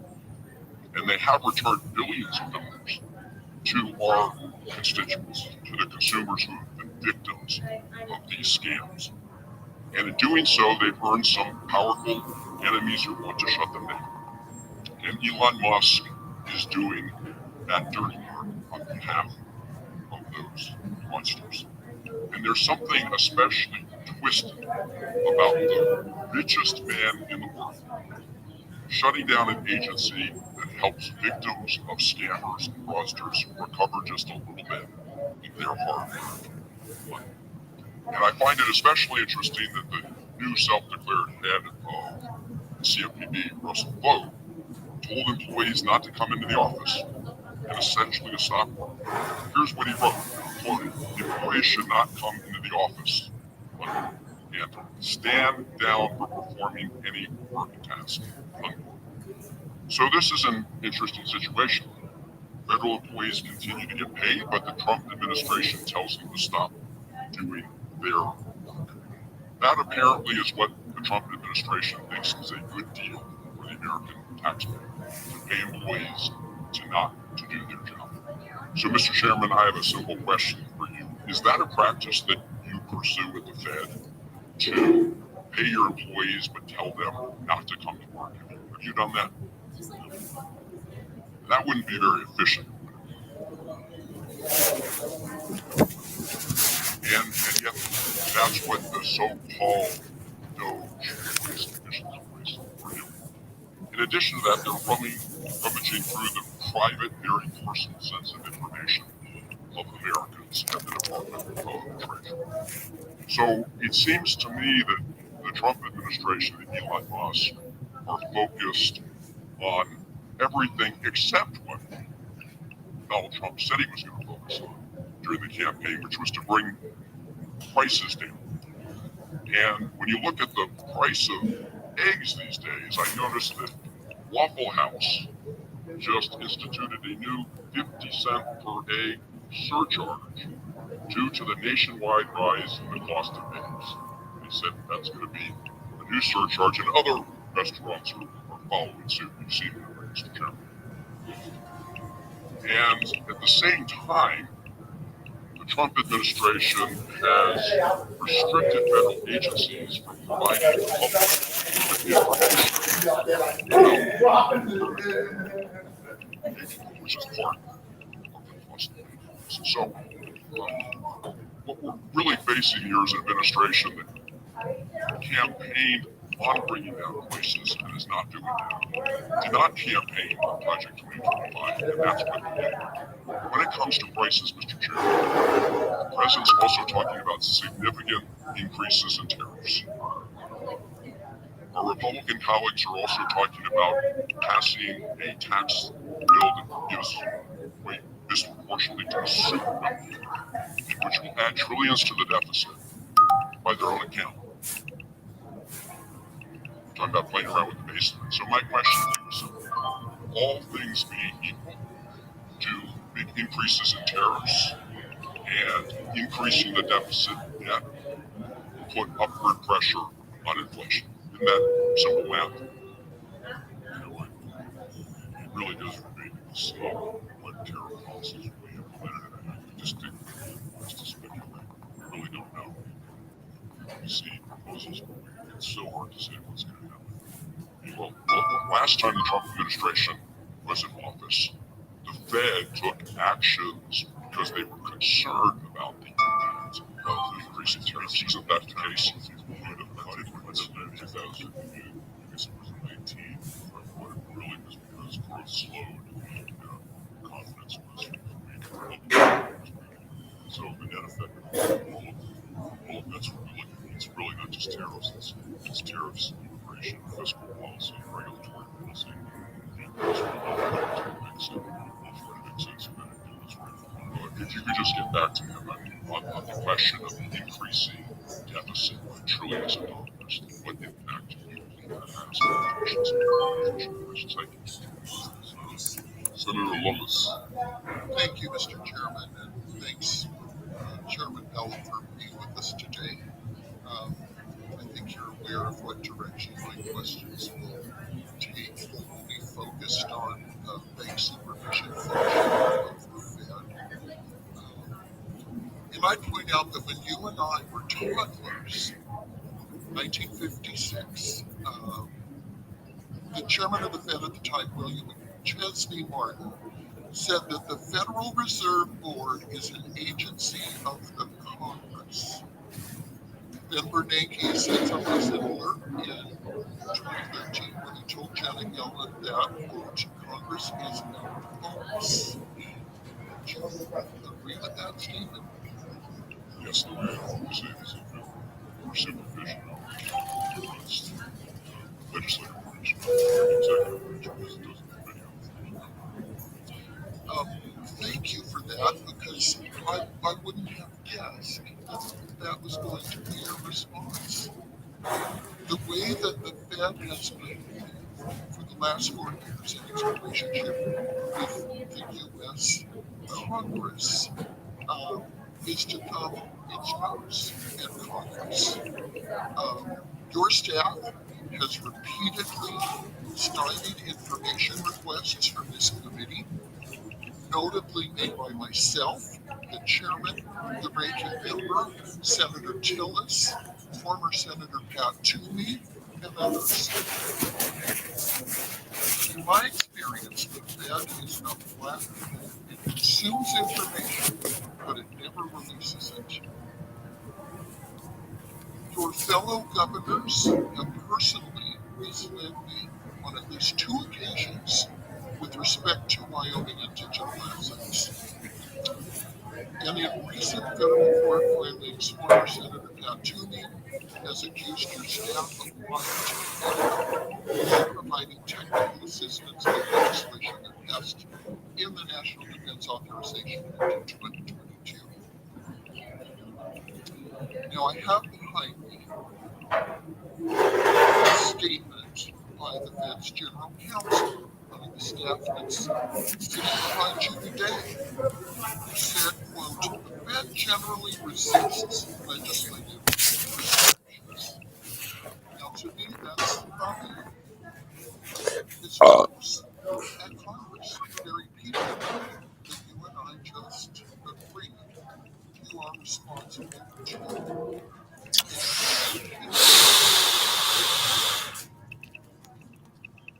So this is why the American people think there's a deep state. This is why they think there are useless bureaucrats making policy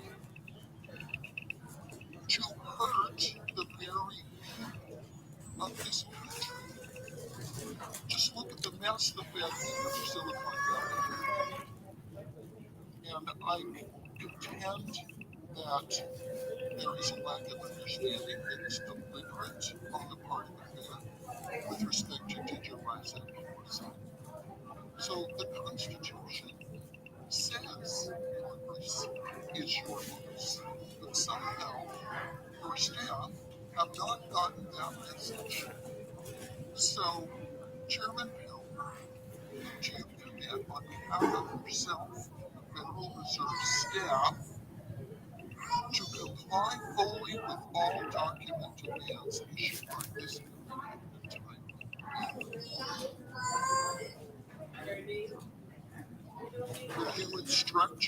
have to be complete in their responses and not to restrict the oversight functions of instability. You know what they're asking, right? They're asking to have data from the federal bank so that they can make better stock plays. You understand what I'm saying? That's why the Treasury is independent and denied Warren in Wisconsin information claim because all the information from the Treasury accounts to stock benefit. You understand what I'm saying? She's noticed that the Fed doesn't give a shit what Congress says because apparently, because N states from the manual that Congress is the leader and that or the father and the Treasury is the son. But we know, I know, I made the assertion immediately as a doctor that Elizabeth Warren wants communication or better communication to the Fed so they could time their motherfucking options execution, so they could time their trades, so they could let Nancy Pelosi put another 200 million in her pocket. No, this is just argument. This is not the real thing. But increased communication or private communication from the Treasury will surmount in the millions of dollars of gains for them. Because I would like a message from the Treasury telling me, yeah, on Tuesday we're gonna release this shit. Get them puts. Jerome Powell, signed Jerome Powell. Get puts and word like that. Get some puts and word, my G. This and that, straight up signature Jerome Powell. You see what I'm saying? That's where that communication is coming from. That's why they are keeping to themselves because too much information of that, you get a leak, which is common for most data that's federally driven. There's manufacturing leaks, there's interest rate leaks, there's this and that. And where are those leaks coming from? Congress out, insiders out. So the Treasury is holding some information tight or just basically news data, what they're going to do, you know, releasing what they're going to do instead of a date before so that they can make the play and anticipate the date and make the money.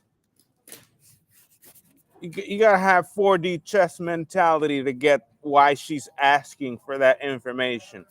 You can't play two-dimensional chess. You got to be playing three-dimensional chess here. Or why she's asking for that information. So that make more millions. That make more money. Events. That's not a political position. That is just a fact. So we've got banks that, of course, require, understandably, that a homeowner provide insurance as a predicate for getting a mortgage. So there's a big question about what's going to happen when insurance becomes unaffordable in some parts of the country, just literally not available, and what impact that would have on the mortgage markets, on the value of American homes. Just last week, a new analysis from First Street showed that overall, the value of U.S. real estate could be reduced by $1.4 trillion, colleagues, over the next 30 years due to unaccounted for climate risk. That's the cost, the risk of not being able to afford home insurance because of these extreme weather events.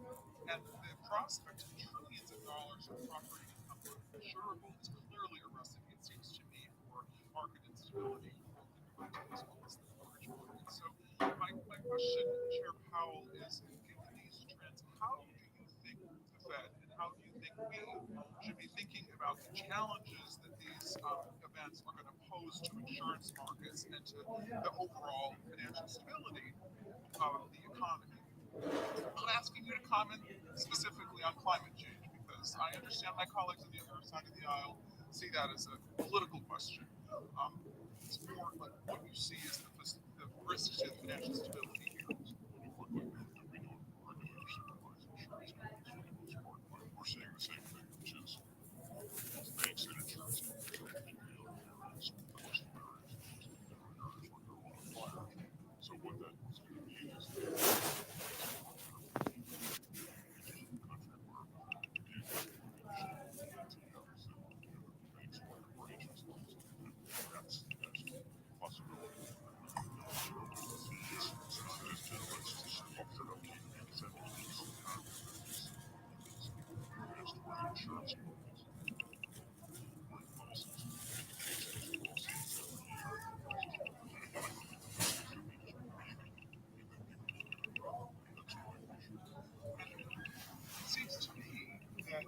that would be a massive source of instability in our economy overall. If you were to see that kind of dramatic decline in ownership, home values, not to mention the disruption that would occur. People literally couldn't be in their homes anymore. So I think it's going to fall. If that happens, it'll fall on homeowners, residents, but also fall on state and local governments. Which is what you see happening. People are stepping in states where insurance is going away, private insurance. You're seeing states because they want those areas to remain prosperous. So you don't have as a financial stability insurance, so significant economic consequences. Certainly, to try to figure out how to provide reinsurance as an example in the certain places where commercial insurance is available would be a massive impact on state budgets, as you call it, Virginia. Thinking, and I know in this committee, I've heard some of my colleagues on both sides of the aisle talk about the challenges overall with flood insurance, just as an example of the massive expense that would have for us as well. I raise this column because I think this is an important issue that we need to pay attention to. I do think it has a fundamental impact on the overall health of our economy as we not even down the road, but where we are right now. So we're out of time. Thank you, Chair Powell. I have a question. You and I have talked quite frequently about my deep, keen interest in the Community Reinvestment Act, and I'll follow up on a question on that for the record. Thank you, Senator Scott. Senator Haggerty. Thank you, Chairman Scott. Chairman Powell's good to see you here today. Welcome. Let's start by talking a bit about markets and inflation. Less than 6 months ago, you expressed some serious concern about labor market weakness and the risk of persistent inflation. And since then, the FOMC has done its easy side to cut its target rate by 100 basis points, as you mentioned earlier in March. Now, in the January meeting, the FOMC has telegraphed that it felt both the labor market and inflation have reached a point where you're comfortable maintaining its target range. And this recent market data, including last week's jobs report, indicate that the economy is on firm ground. Jobs markets have been applying for much this year. Just want to talk broadly about these market conditions you see evidence of a higher mental rate.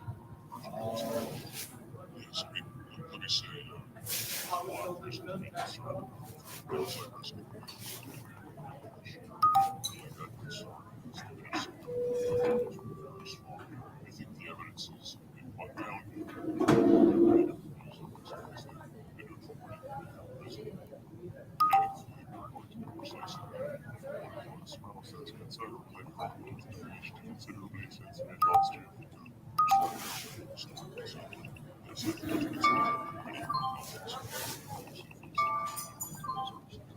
I'd like to turn to the agents right now. The reason I go from very low is that's the CFPB. In your response to Senator Britt's question earlier, you confirmed that when the CFPB submits a funding request, that is not the position to exercise any discretion over what their useful roles that it just strikes me that the Fed is not in a position to hold the CFPB accountable for what it does or how it spends its money.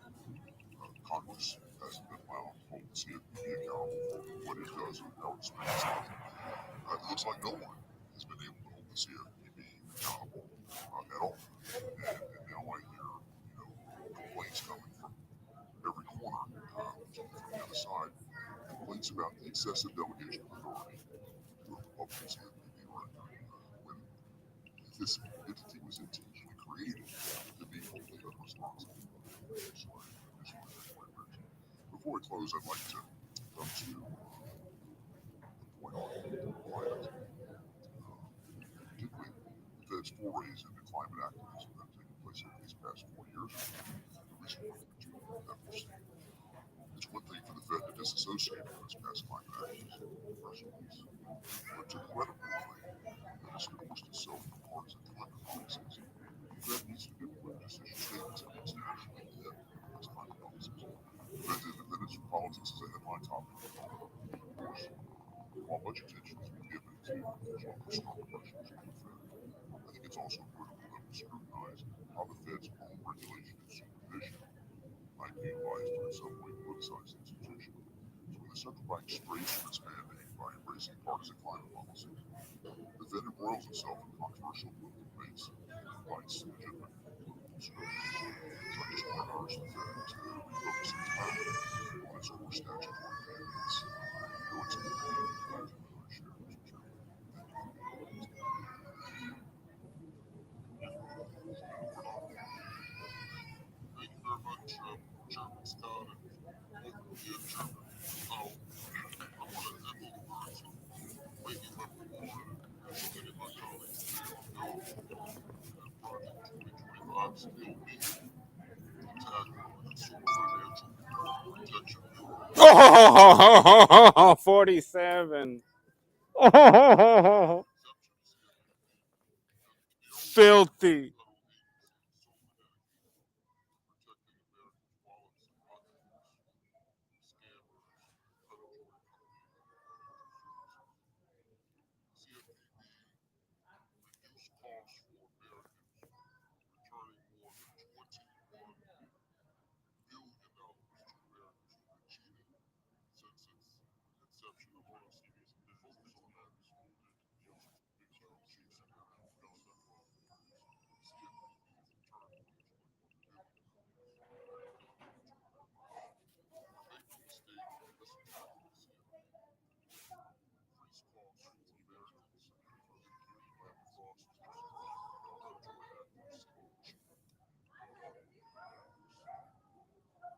So, Chairman, while thousands of Jordans of all political stripes have written in my office, they are armed. It was a good save. It was a good save. I thought I may put 3,000 on the board after that morning debacle, but nah. That's why it's always good to have a lot of balance. You can start doing some real strange things.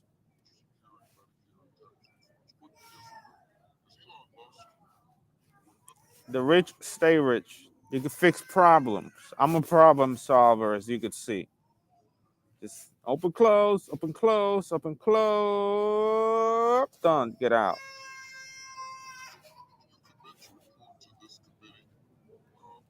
I'm gonna try to go in with 50 on the next pump. Hopefully, something that goes deep inside this green zone. Supply is just filling in. They want to short the price where it's at right now.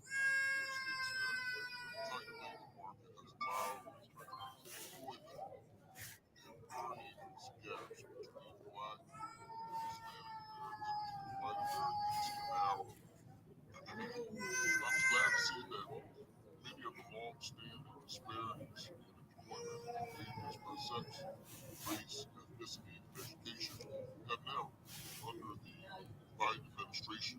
Some gaps have reached historic lows, specifically the employment gap for black workers Ugh. and white workers is near its lowest point in almost 50 years. That is the gap that the Trump administration is inheriting. Historic low in almost 50 years. Chair Powell is working to promote maximum employment. What steps will the Fed take to ensure that this equity gains occur the best thing it's present convenience for the organization by inflation.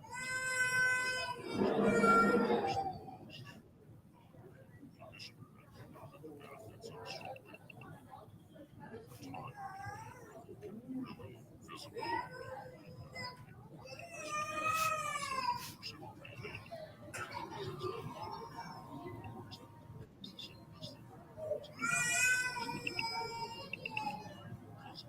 You pursue the mandate, you want to make sure that it's working.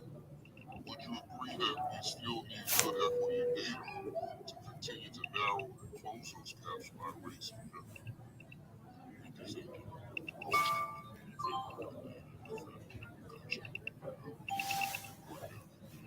If we don't have equity data, I'm glad to hear you still believe in the value of good equity data for economic policy making. It's better to fly with the data than fly. What's so controversial about the data? While I was disappointed to hear that the Federal Reserve, which is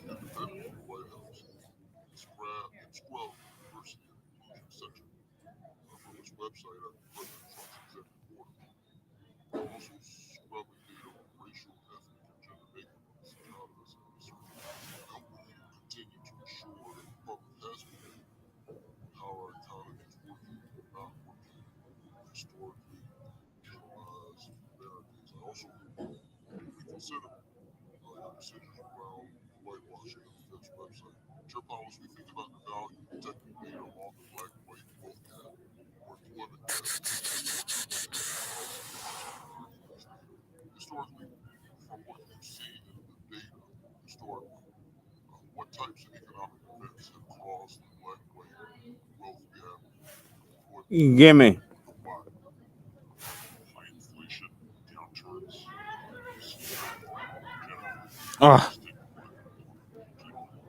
twice the speed. give me. Give me.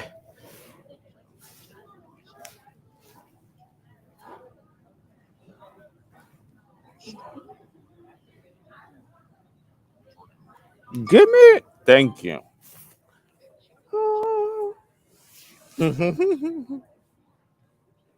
I'm gonna do a.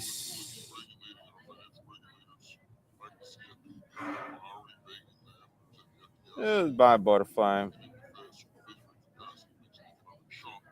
One butterfly here. One butterfly here. And leave it there.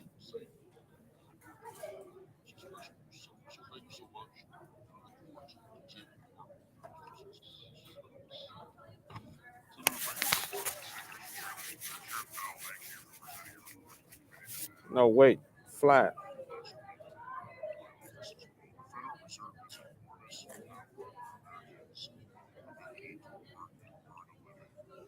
Fed's interest rate decisions have an especially big impact on industries like manufacturing, which depend on big investments. Chair Powell, the Fed's data on manufacturing is still holding up nationally, but it doesn't look very good in the Chicago region, which includes most of my state, Indiana. The beige book says manufacturing jobs are declining and fewer people are buying manufacturing products. It also says Thank you. auto production is slow and machinery orders are down. Let's see what What does that happens. say about the rest of the country? When manufacturing in the heartland slows, does that signal trouble for industries like yours?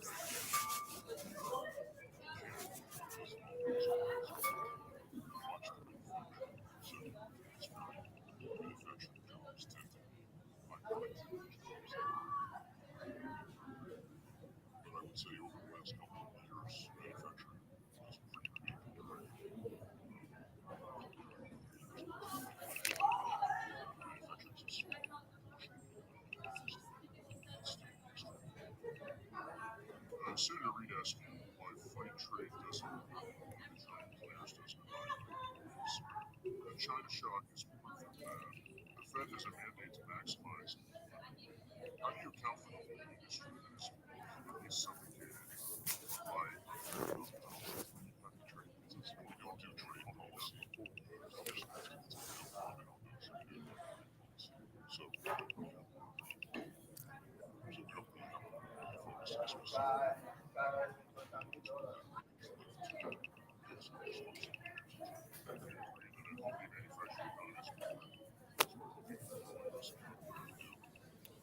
I hope you had an opportunity to read Robert Lighthizer February 6th, an essay in the New York Times. He explains why big trade imbalance between any two countries is harmful to citizens of both of those countries. How does the Fed take the trade deficit into account in your decision making role? It really don't. It's not something that the Fed's not at all. It is a good point as well. I want to get into tariffs. It's no secret that most conventional economists hate tariffs. But I want to note that Indiana gained manufacturing jobs during President Trump's first term with the 2018-2019 tariffs. Even though the economist's conventional wisdom is that tariffs will reduce jobs, do you commit to following the data and not prejudge any outcome? Very much so. 2018-19. Finally, my staff reviewed research paper on tariffs and preparation for security. And I want to point out one of them called The Employment Consequences of U.S. Trade Wars. Mr. Chairman, I'd like to hear this paper. It found that the timing of tariffs are very important. It found that China's retaliation of President Trump's tariffs did hurt U.S. jobs. But if the U.S. had imposed tariffs on China much earlier in the 90s and early 2000s, it would have almost completely eliminated job losses to the China shock. I know you've said what you said before, but will you and your staff please take a look at this paper? We should certainly will. I imagine we already have, but I'd love to appreciate that. Home ownership is an essential part of the American dream. Families are struggling to afford homes. In just 5 years, the price of a typical home in Indiana has gone up more than 16%. More than 3/4 of American families can't afford an average home in their neighborhood. How do the Fed decisions on monetary policy affect the ability of regular families to buy? Most of them have driven increase. It's also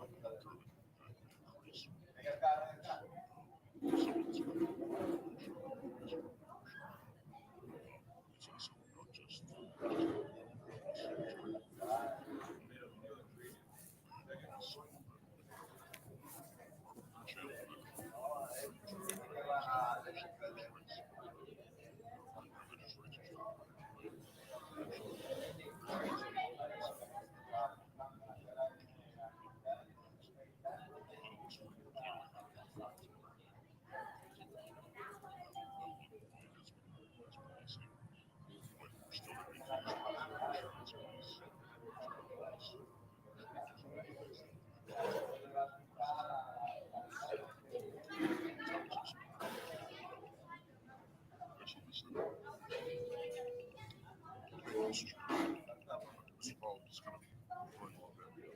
housing costs are top concerns for United States. From 2010 to 2015, and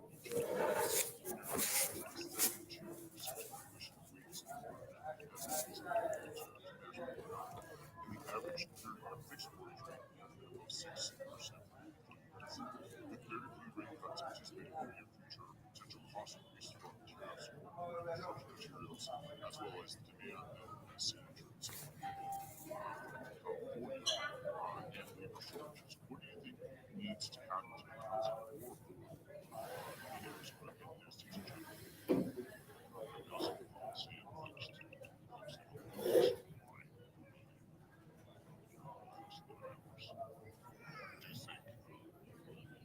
you think housing markets around the country are still suffering from the effects of what's this?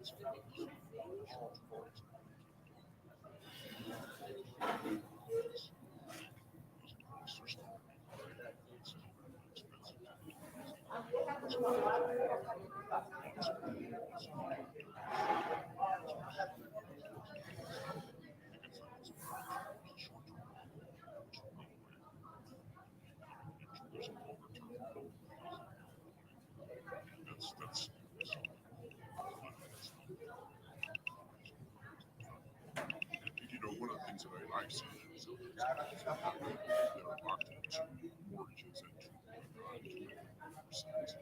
And in order for them to move to a new house, they're going to have to essentially go and try to get a bigger house with a mortgage rate. And while I know the Fed doesn't set the mortgage rate, at the same time, one of the biggest drivers, obviously, inflation, especially is housing costs. And one of the biggest decision we make on whether or not to move rates is inflation, which is driven by housing costs. What if this is a perpetual vicious circle when it comes to interest rates? So I don't know what the answer to that is, but I just want to say this. It's the reason we're not breaking out of the cycle is because the problem is so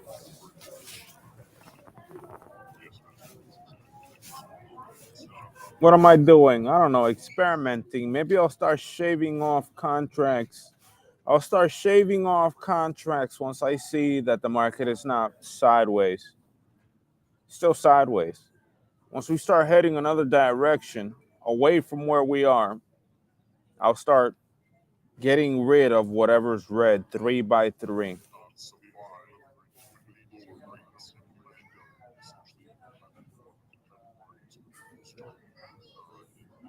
essentially break down possible. Moving on, some observer from business leaders are very concerned about the threat of economic stability and tariffs that are imposed on our key U.S. trading partners.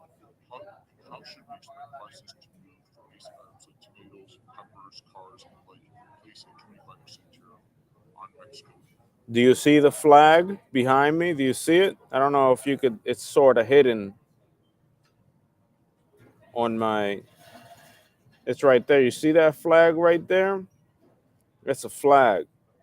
That's what that's the pattern that I lost the last $400 on my port, thinking that I was going to continue trailing support and demand on the macro or on the 30, and it didn't. And it's doing the same thing. Up, sideways. So it might be sideways, or it might start trailing somewhere. And once it starts taking a nosedive or going higher, I'll start shaving the red, and everything should start increasing. Costs which would then end up being seen in terms of inflation calculation, which is set the rates. Since that's because of costs are lower in terms of calculation on the specific events which are going on. So, so to report, Jim Scott, this is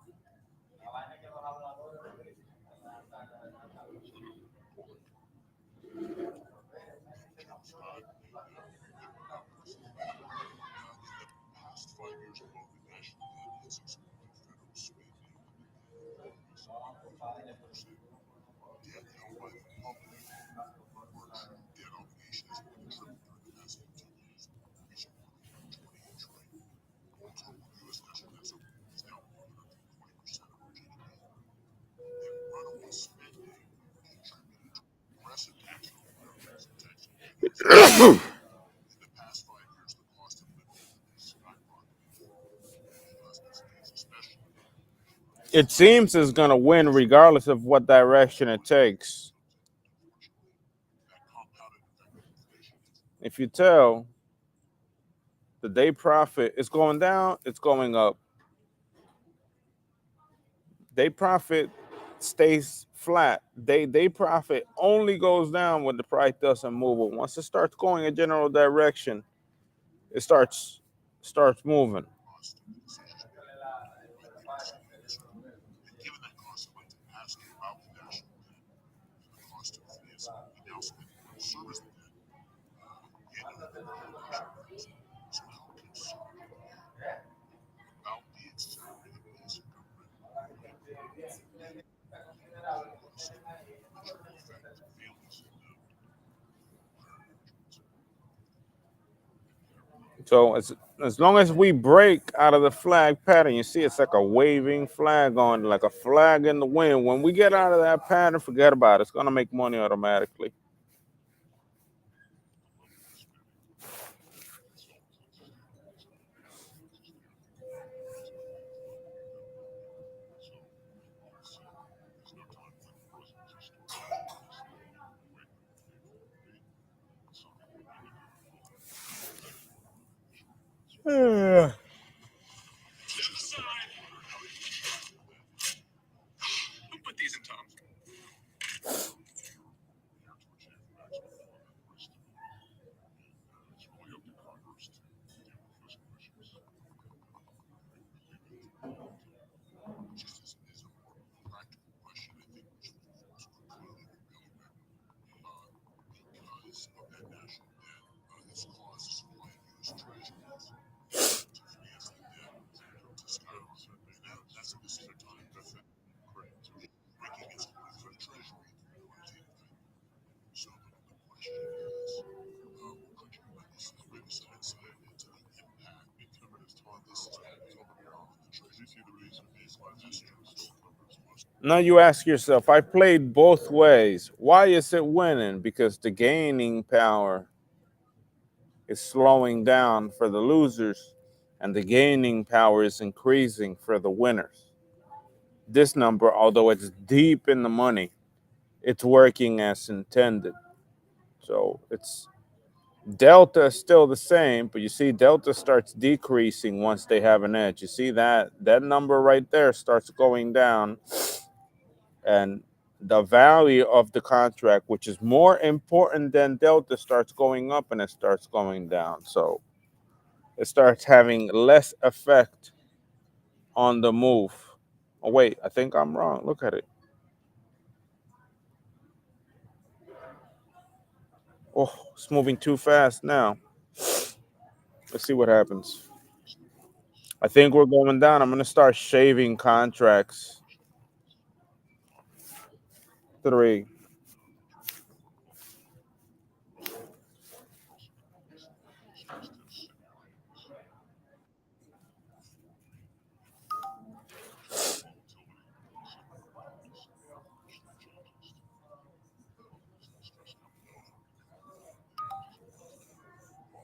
Oh my goodness. Call 598. I'm gonna have to adjust order.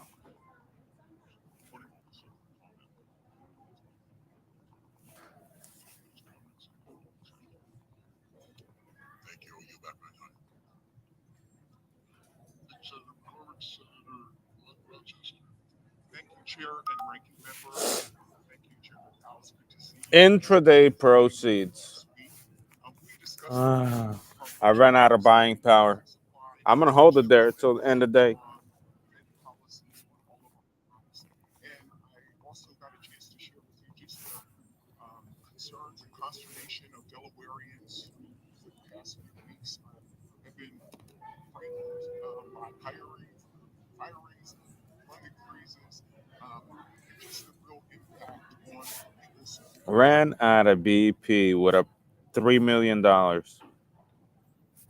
Only Thinkorswim could do that. this information. I'm hearing from my constituents as well about the potential shuttering of the Consumer Financial Protection Bureau. Let me shed 3.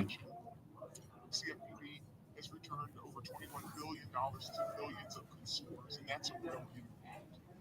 But I want to also highlight that it was your leadership, the Fed, working with Congress and the Biden administration to really help answer that question that you were asked about if you had the choice to switch countries with France, Germany, and others. You said no, you'd rather be here. And that success is a testament to all of us. We came together during a really tough economic time at the end of this during a pandemic, and Yeah, it's growing. recession, job losses. If it's volatile, it's not gonna grow. It's gonna go down fast. But if it's stable, it's gonna stay the same. Inflation, petrol prices up for so many goods. And I've worked to address one part of this phenomenon, our supply chain disruptions. In fact, I recently joined Senators Cantwell and Blackburn to reintroduce the bipartisan Promoting Resilient Supply Chains Act to address supply chain vulnerabilities. And while we see indications that inflation may be slowing, too many of our constituents are still facing high prices and economic uncertainty. We need to do everything that we can to address this anxiety and the realities that Americans are facing. And there seems to be a disconnect. While the economy is doing, well here on the ground, people aren't really feeling that. So, Mr. Powell, can you talk about, from your perspective, just what is driving this disconnect between traditional economic indicators such as GDP growth, stock market performance, and the tangible benefits for families? Well, so it's clear to me the overall numbers are just very, very good. 4% inflation down to 2.6% last year. You have broad to 3%. These are good numbers. But people feel like as a result of several years of inflation, particularly for people who low and moderate income, they're really feeling. So if you look at the earnings releases and press conferences, Close that shit. companies like dollar stores and things like that feel a lot they're all telling you those consumers are feeling strained. So we do understand that. Trying to keep eyes on it. I got no I doubt released a lot of pressure on that short. could be that it's a result of several months of inflation. Now it's gonna go up. So it's just another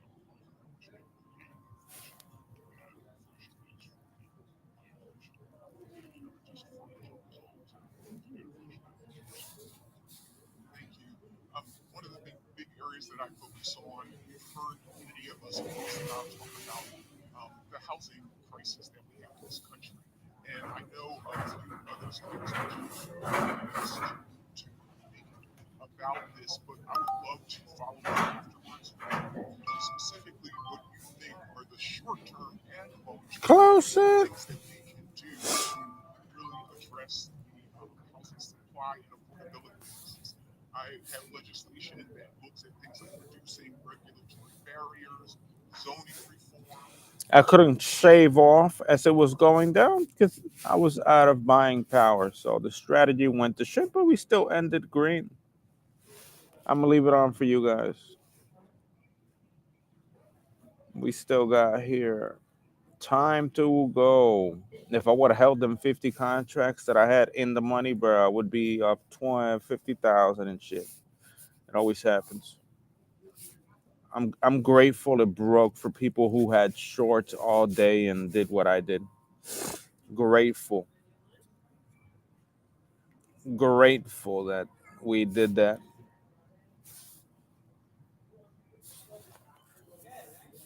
Very grateful, very grateful. We still ended up in profit regardless. I have to start shaving down. Why? Because it's not going to go back here. You understand what I'm saying? That's why you shave down. When you do those dual strategies, getting rid of three, three, getting rid of it some more, some more, some more, because when you look at where you were, it's very unlikely it starts becoming the first time you sold to be very unlikely it returns again. And then when you sell again, you might sell here. It might be likely. Oh, and then the third one, when you start slicing, it's just 10 contracts. It's not a lot. The 20, the one in the middle stays. Start slicing the sides, top a little bit. Start cutting them down. Pop up on both sides. 3 and 3. Again, 3 and 3. And start thinking about cutting the big side if it does decide to go past the very unlikely to return point. This is after the flag. Sort of the wind died down on the flag pattern. You see the wind is nice and wavy, up and down, up and down, up and down. Now the wind died. That happened because of public policy in this institution too, correct? In other words, it wasn't civilian led effort. Oh, Increase government spending outside of elected leaders that chose to make those decisions. That was part of it, I think. There were just a lot of causes in relation to this. It's fiscal policy, it's monetary policy, it's just because of the everybody's activities. Just 10 seconds to talk about how much confusing inflation everywhere. There were many factors, and that's it. But just to be clear, it wasn't the citizens of the country's mandates. Those were elected leaders choosing to close the businesses didn't decide to fail didn't decide to not be able to work. Those were decisions made by policymakers, right? Yes. So it's a little disingenuous to me hear my colleagues talk about how they care so much about inflation when in reality they cause it. But I don't want to continue that. I'd ask you a question just out of curiosity from the Treasury. At what point did you think they were going to run out of ink? Did that concern you that maybe it's possible that they were printing so much money that the Treasury would have to find alternate suppliers? So along those lines, something that concerns me a lot is the idea that we would even look like China in any way. So can I have your commitment as long as you're the chairman of the Federal Reserve System that we will never have a central bank digital currency? Thank you for that. It's extremely important. It makes me very happy to see that. Shifting gears to a little bit something that matters to me and entrepreneurs all over the country is why can't I wire some money at 6 p.m. Eastern? Can we get to a 24/7 scenario where wires are cleared every day, all day? I think that would be very, very helpful to business in all directions. So that's coming. It's just coming slowly. We have that in Fed now. We get in touch with every Fed. We provide that service to banks. Other companies, we do that.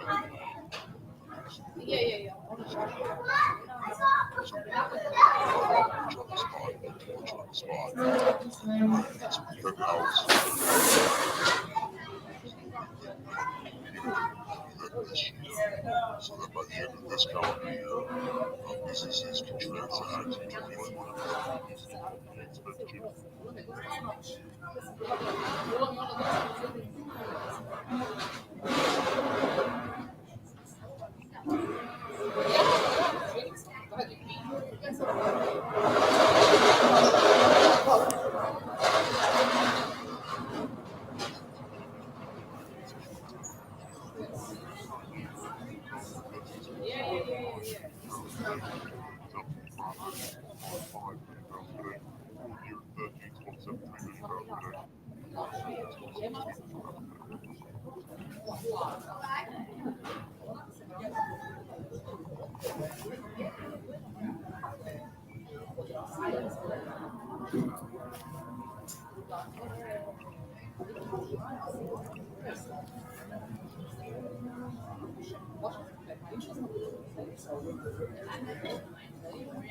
You dare fill that gap to 60368? I'm gonna lose my marbles. Matter of fact, I'm gonna set up a closing order.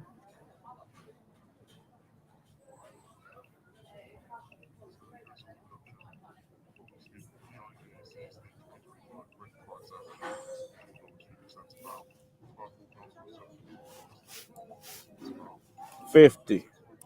No way, it's 200 there.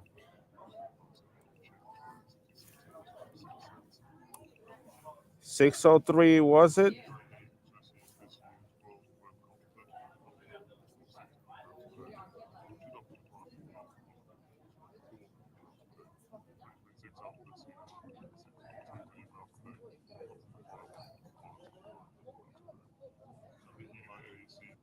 $60368.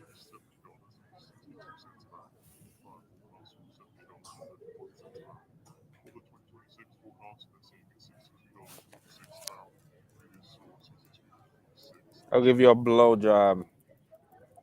60368. Hurry up, so I nail the numbers.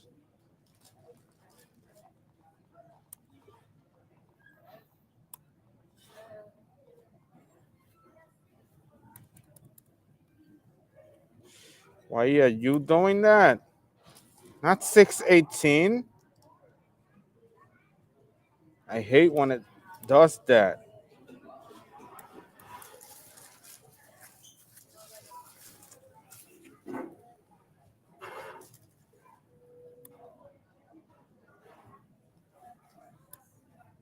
Not Mark.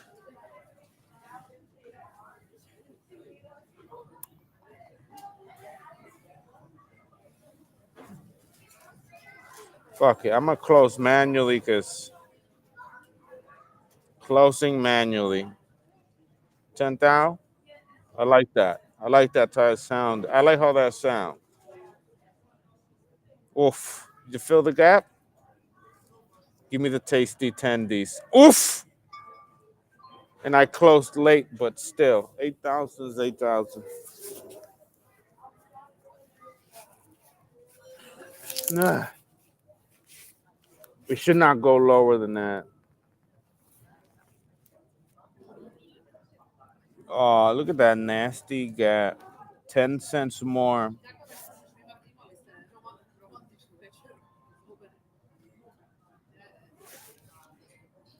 If we would have held the big breakout strategy that I had before, that one would have printed a lot. Where is it? The straddle we bought earlier. Forget about it. Would have been serious. We still going? We're still going. 1, 2, 3, 4, 5.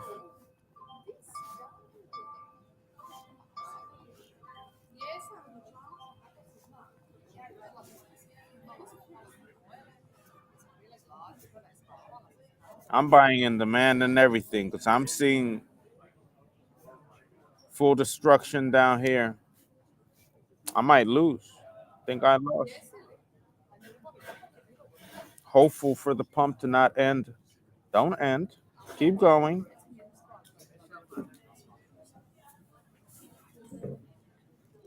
Yeah, I think it's over.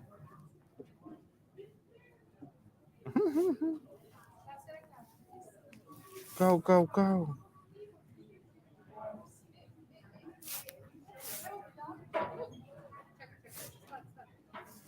Taka, taka, taka, taka, taka, taka, taka, taka, taka. I'm guessing the Fed meeting ended. Yeah, leave it that way.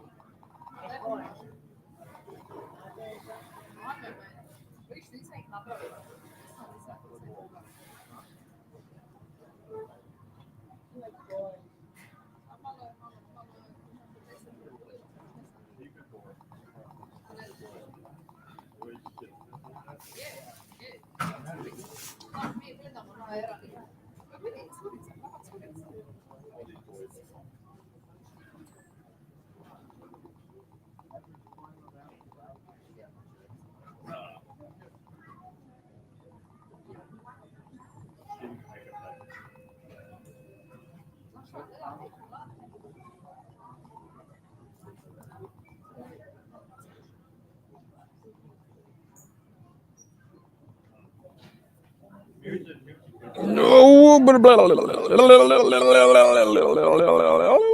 Oof. For 1,000 gain. Yeah, the returning candle is gay.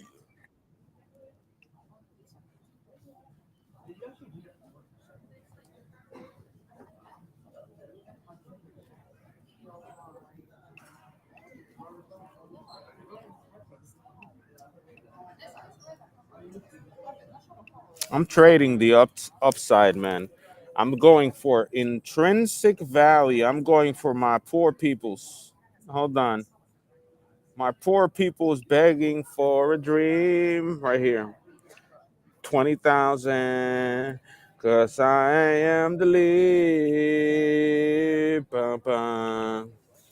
I'm wishing on a star. $22 each. $26 each. Let's go for 40,000. I'm wishing on a star. Dun, dun, dun. No matter where you are. If it goes wrong, I lose a million. If I win, I make a million in one day. If I lose, I make if I lose, I take a million from the bank. If I win, I make a million. What are you doing? Let me see the let me see the minute. The minute's still hot, but they found support. It's looking V and violent. It's looking like a V and a violent V from here.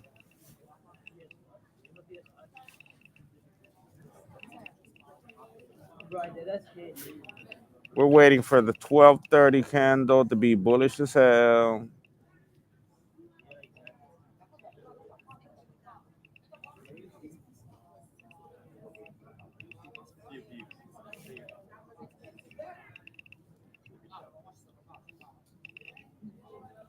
We need this to be pow and go back to 6046 to close the day.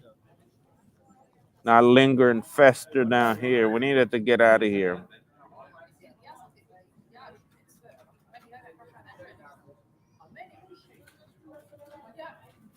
Don't you dare.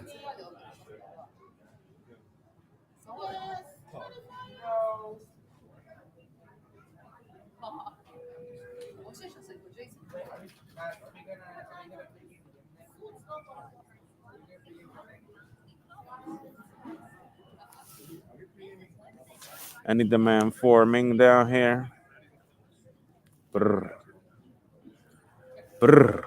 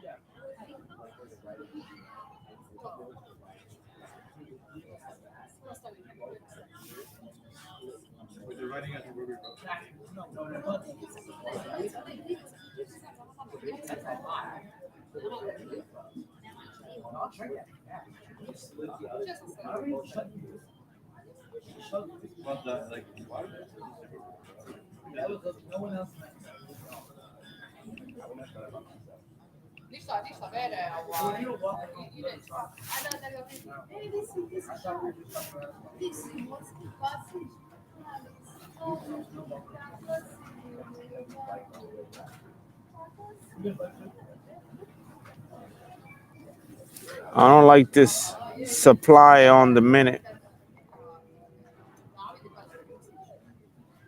Yeah, we got a bigger demand here. We're gonna win this battle.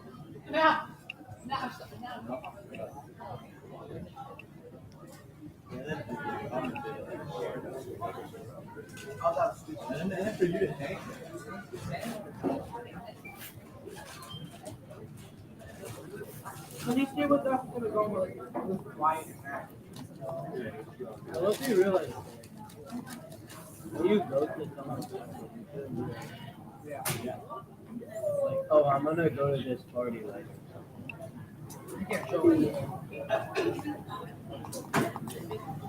You can leave one, right?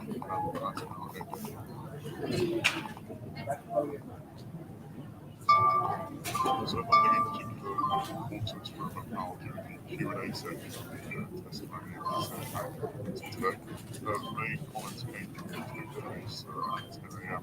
What he did say we're going to have to adjust the policy rates. Also, I'll even not.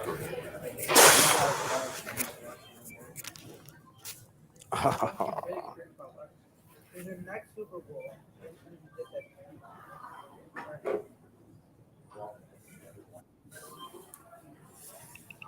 that's a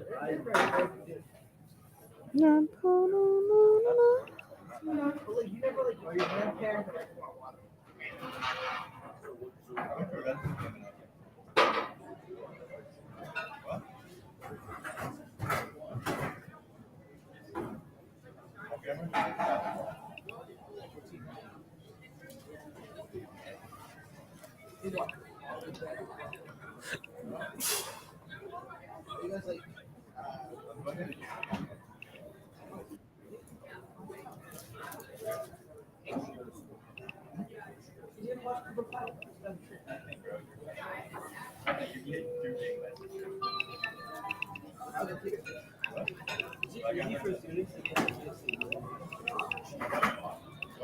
Because I know it's Duke, it's like hard as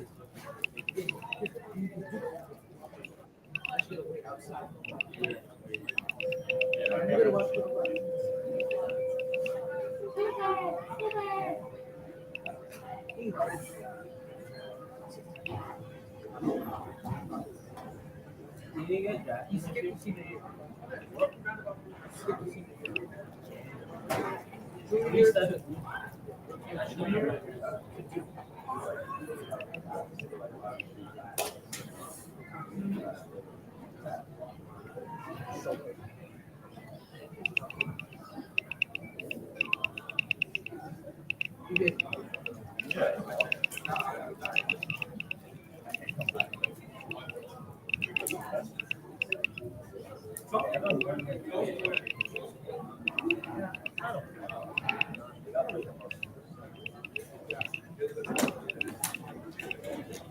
So there's Zion Williamson.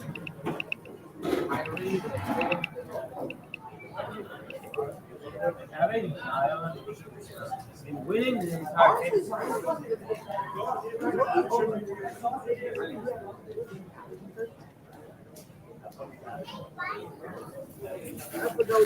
I'm not gonna let go. Straight gas, no brakes. It's gonna cost me. Cost city contract's still gonna be like 400,000, so I need to make more than 400,000.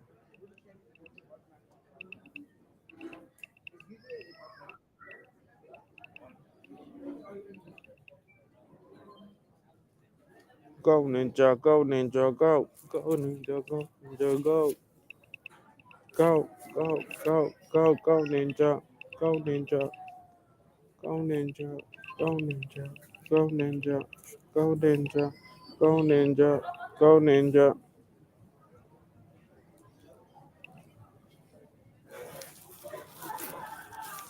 This is V, baby. Just wait and see. I'm not gonna touch it till we're not up here again. Forget about it.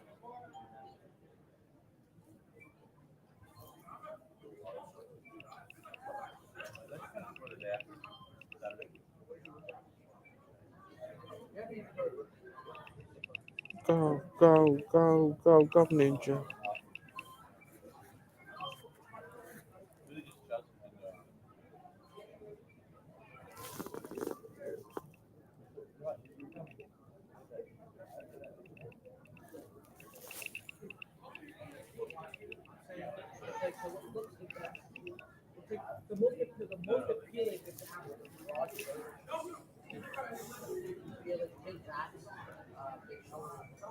Breakthrough, B.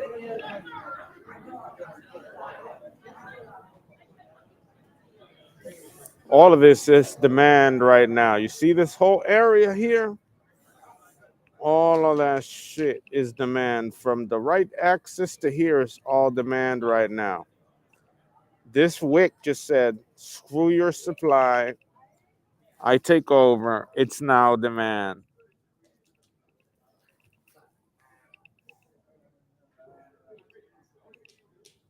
Go ninja, go ninja, go, go ninja, go ninja, go, go ninja, go ninja, go, go, go.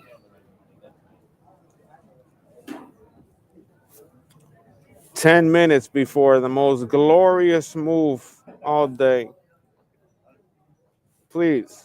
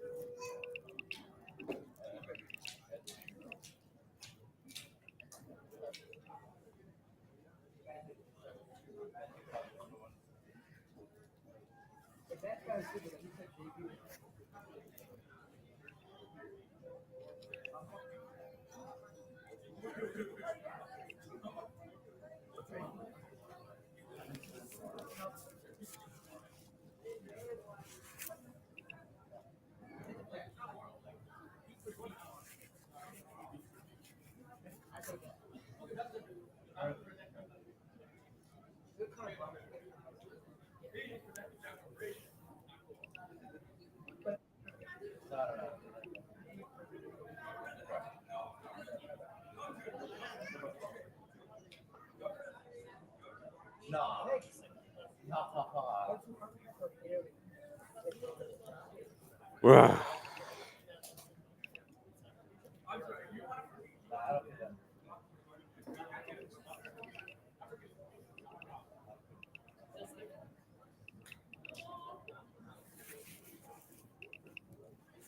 Seven minutes.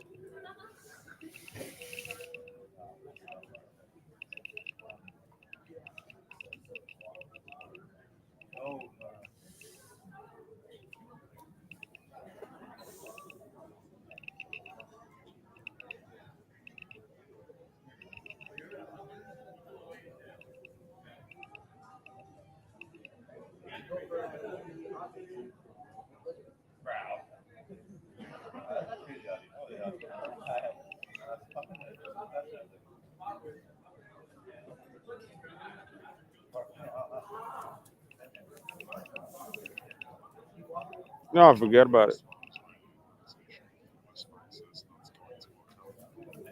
No, forget about it. I'm closing a supply right here.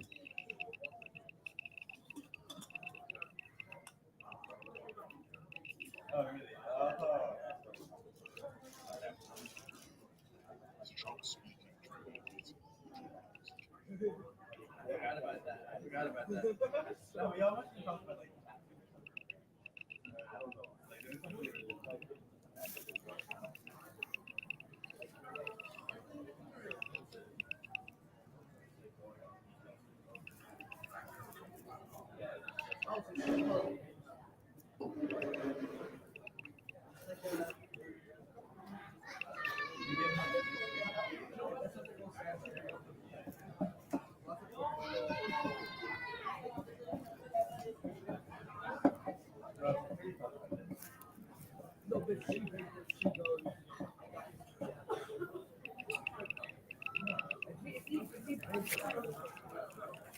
We're back at 4 million. Thank the living Lord. Blessed be the Lord.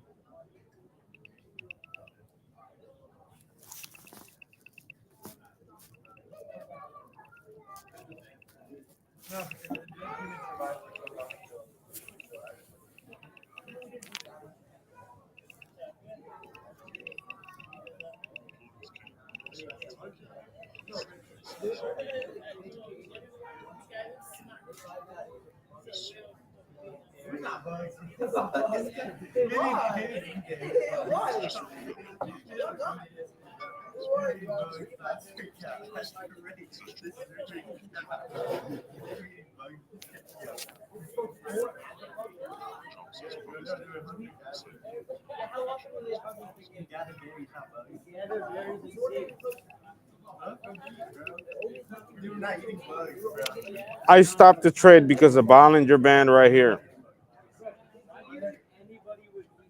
It's gonna stop at this one, and it has this thing, and this thing is a bitch. So this Bollinger, right, which is the dirty, filthy Bollinger, and this supply here makes double trouble in this area. So I stopped. It's not gonna go higher than this.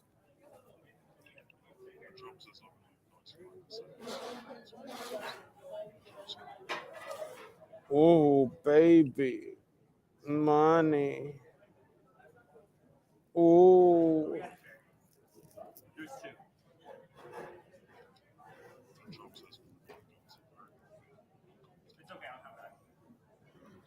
Oh, baby. Boom, boom, boom. We got the 50-cent money out here.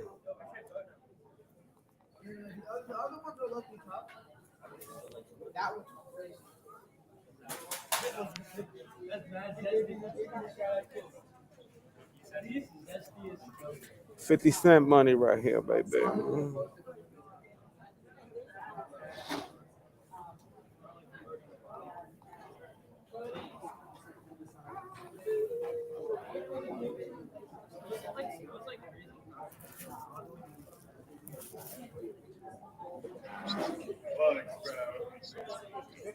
You see what happened? All the way down. Good idea to short up there, but bad execution.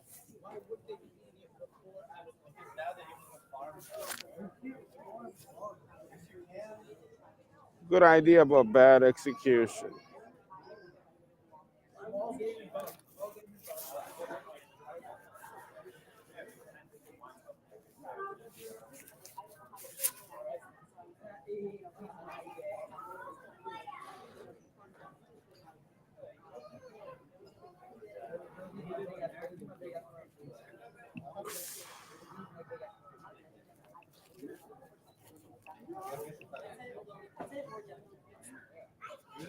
There we go. I'm gonna leave this here for you guys.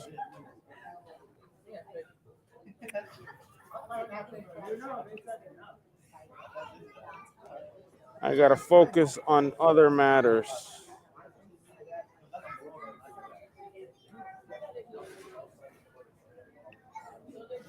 Yeah, they're round up. So really, just rounding up make it. You round up. You give the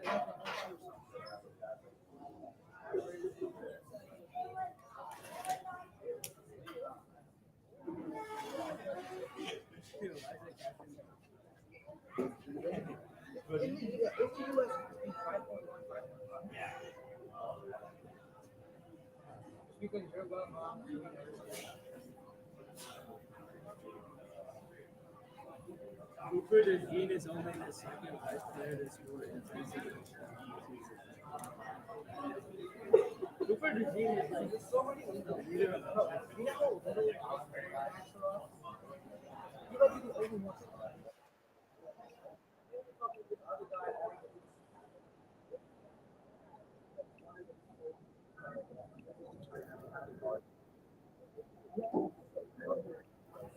Have you seen him dunking?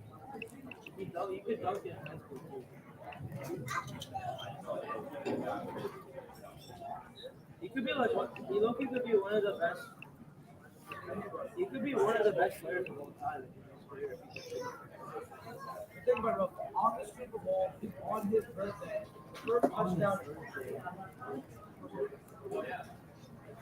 first touchdown ever was fucking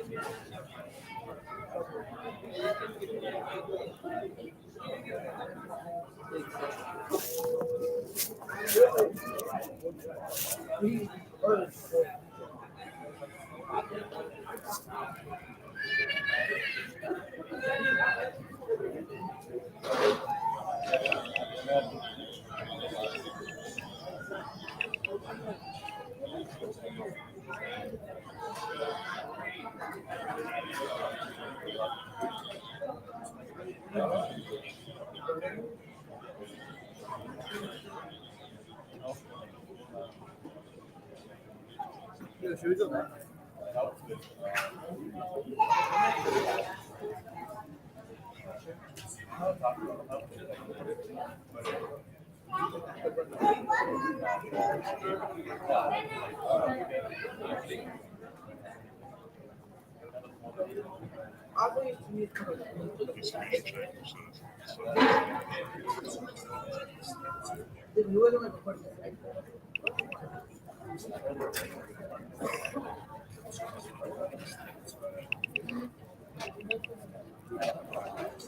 Oh, the Mavs fan got kicked out because he was in a jumbotron and now he's fired. So you said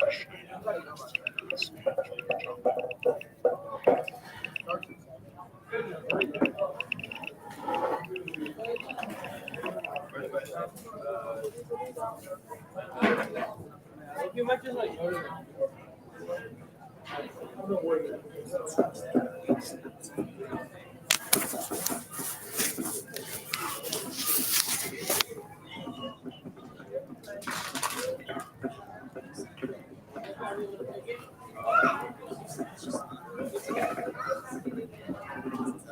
why is he censored?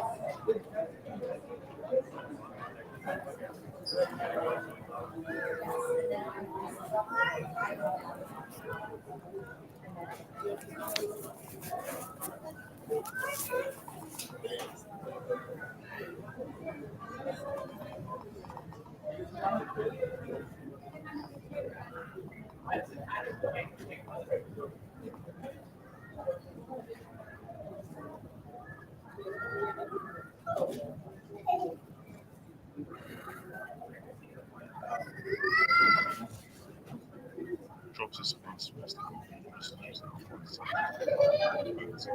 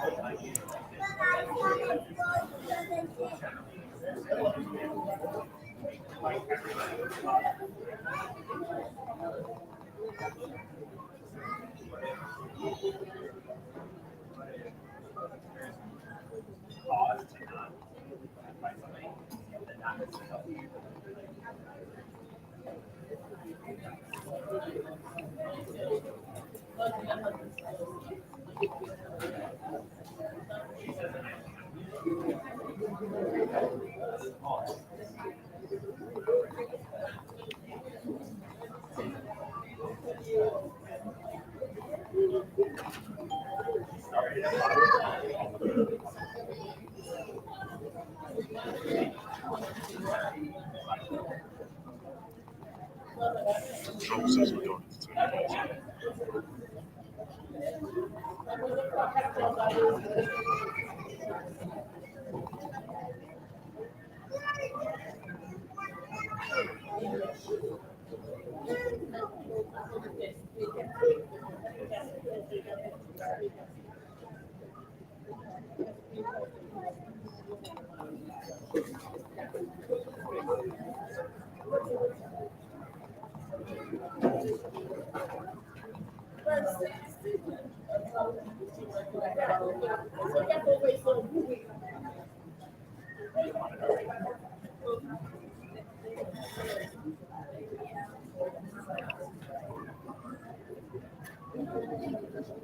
So he used privacy options as his choice to take the face of those request reactions in the future.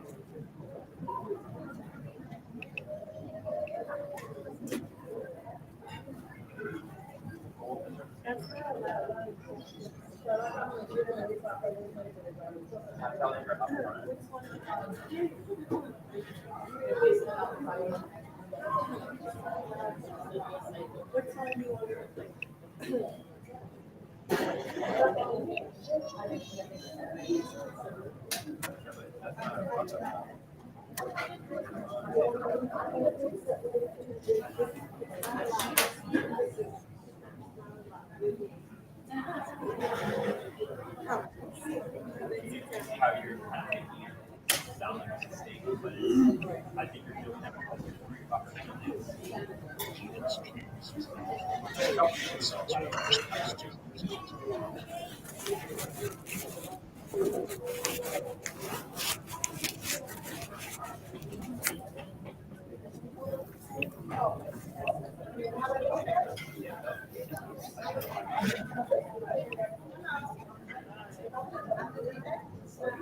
I drop an elastic in humans to elastic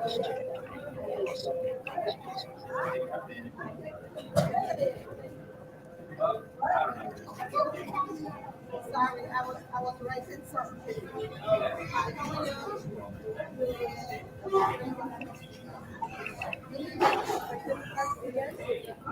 drop an elastic in humans to elastic themselves up.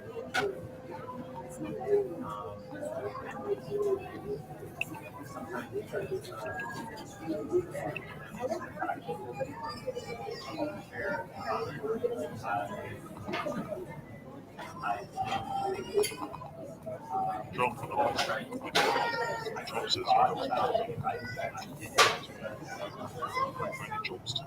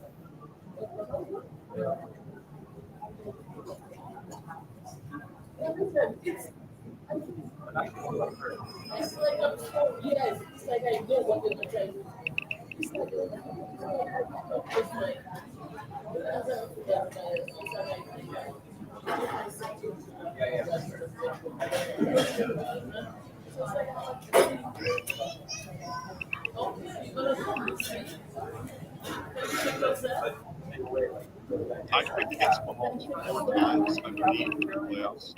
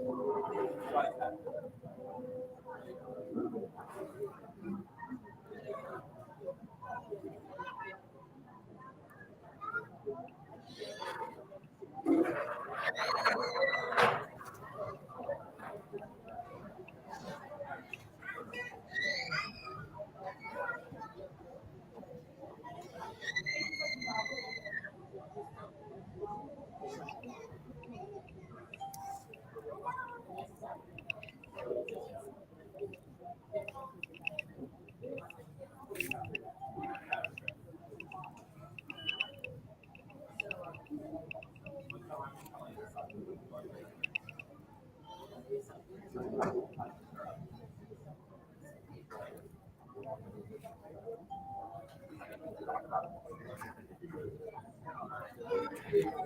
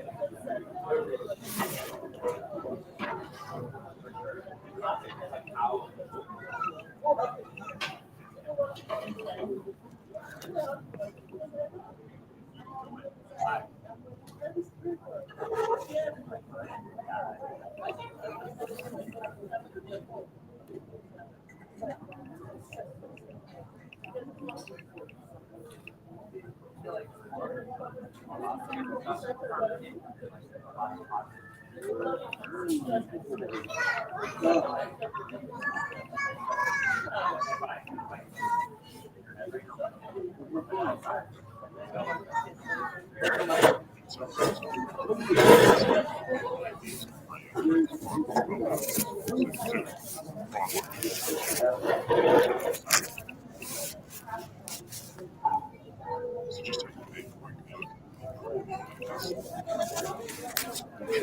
So this week's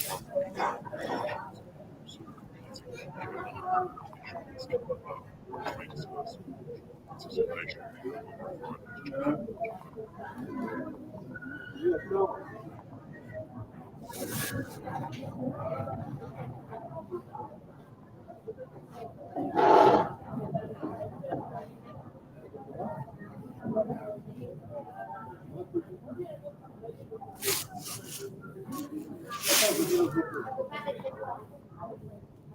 So again, taking a look at the auction, it was free, it was free here. You can always lost comments they were for the auction.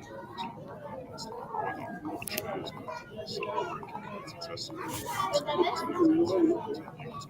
to the session, monsters just see the auction latest CFTC position data shows speculators features and a record amount of sponsors. Illegal tracing to the sector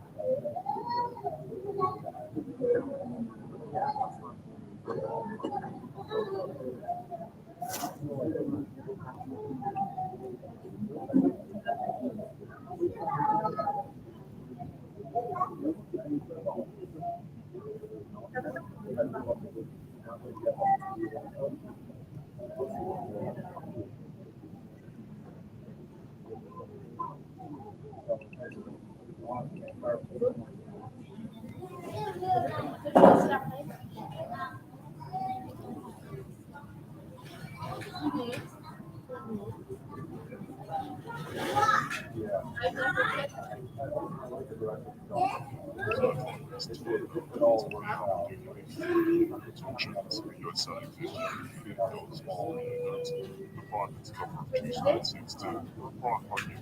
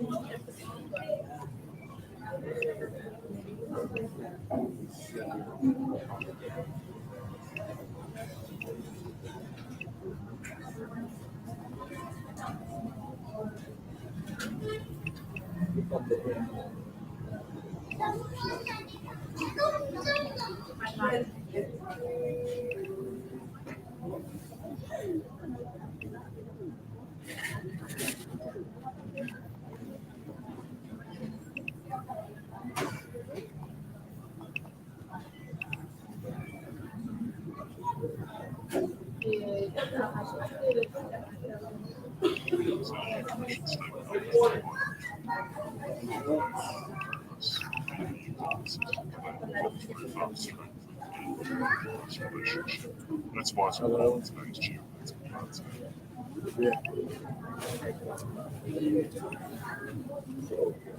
What the land was supposed to be is the great place of just and lasting peace.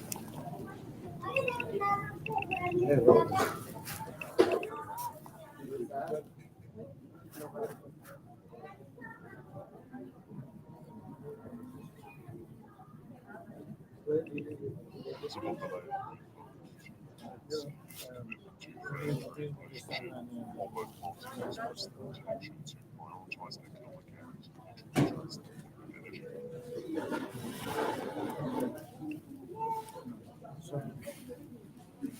So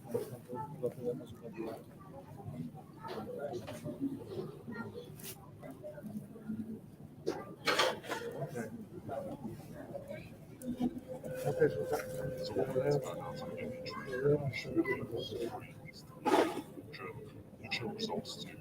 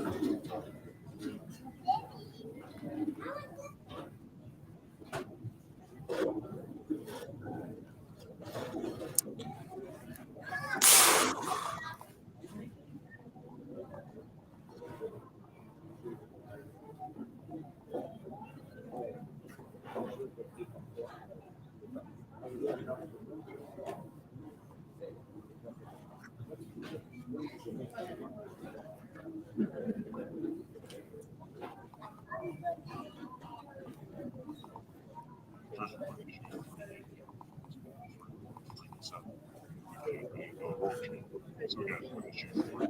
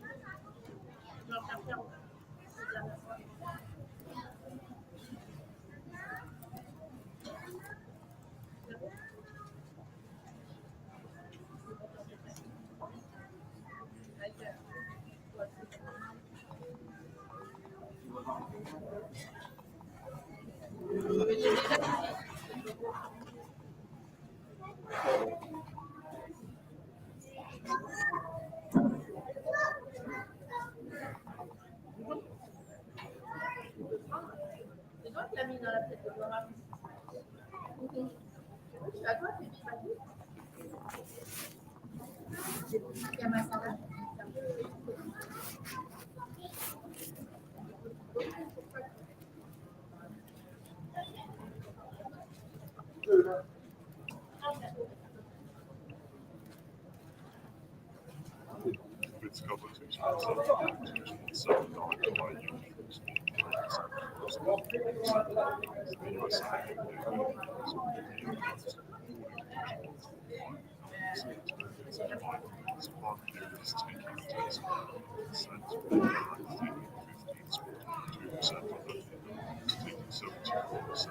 So again, initial yield came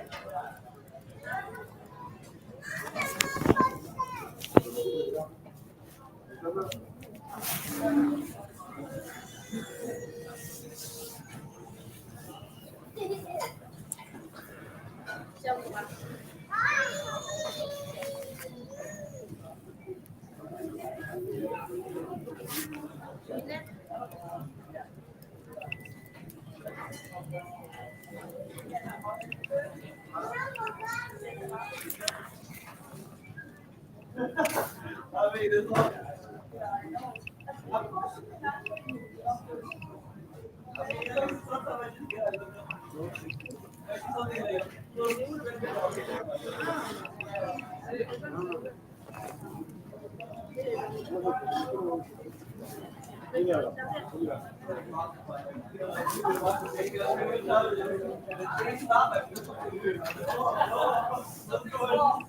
about it's happening.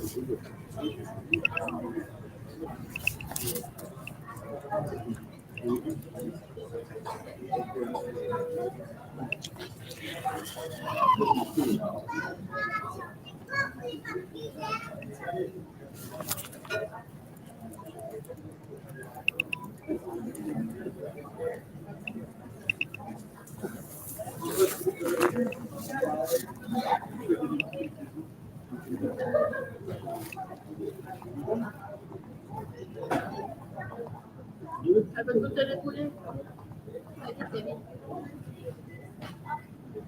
non, pas comme ça. Il faut commencer. Voilà. Voilà. Voilà, c'est bon. So that's Vice President Jamie Bolton.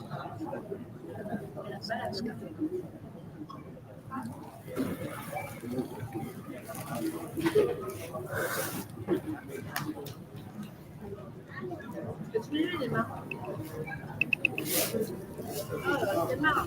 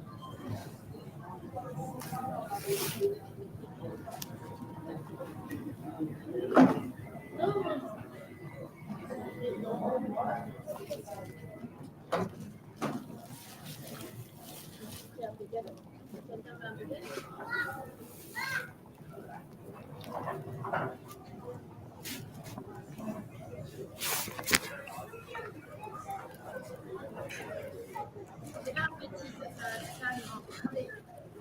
Non, non, c'est à toi. Je te donne un petit.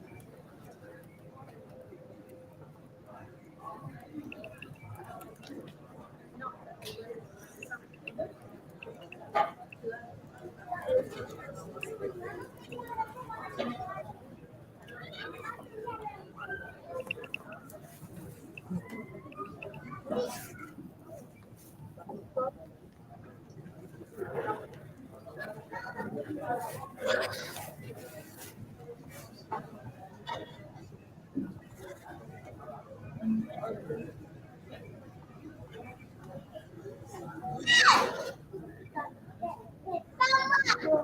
c'est ça.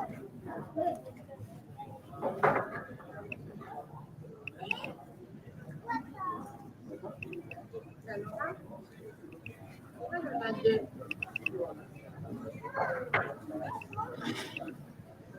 Pourquoi il y en a deux?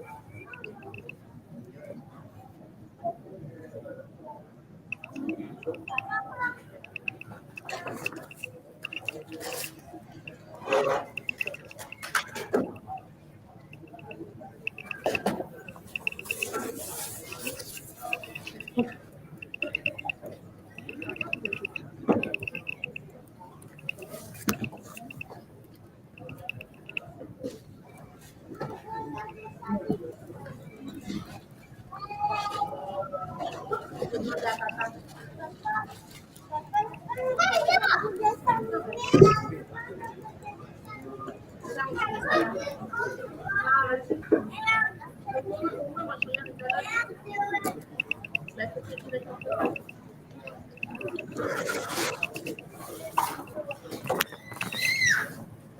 Mélange, mélange, mélange.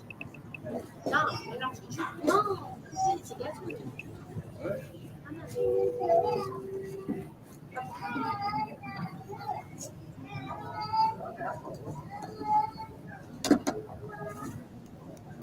Je sais pas si les enfants ont le droit.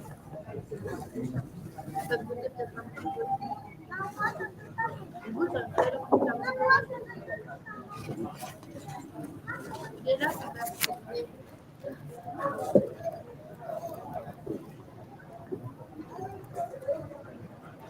Voilà.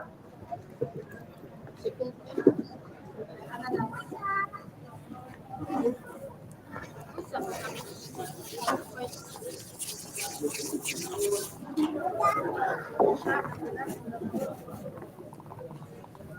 Ouais. C'est très très bon pour la vie. Oui, il y en a. Oui, c'est vrai.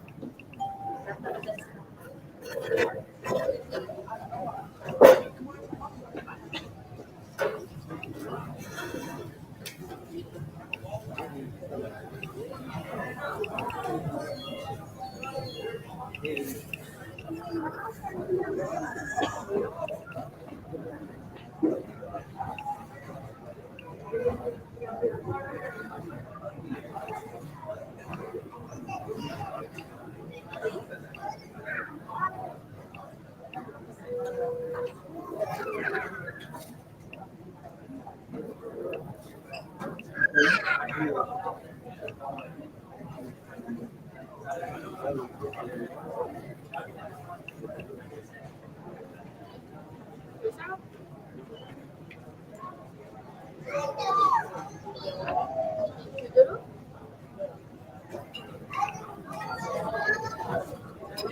Il est où ton verre?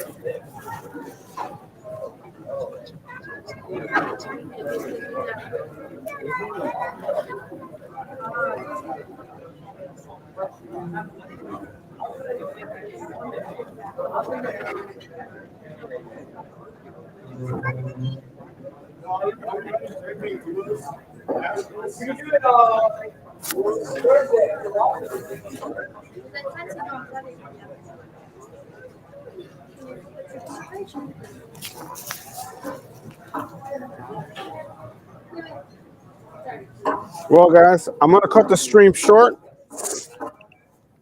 today because I want to listen to music that's not copyright free. Hey.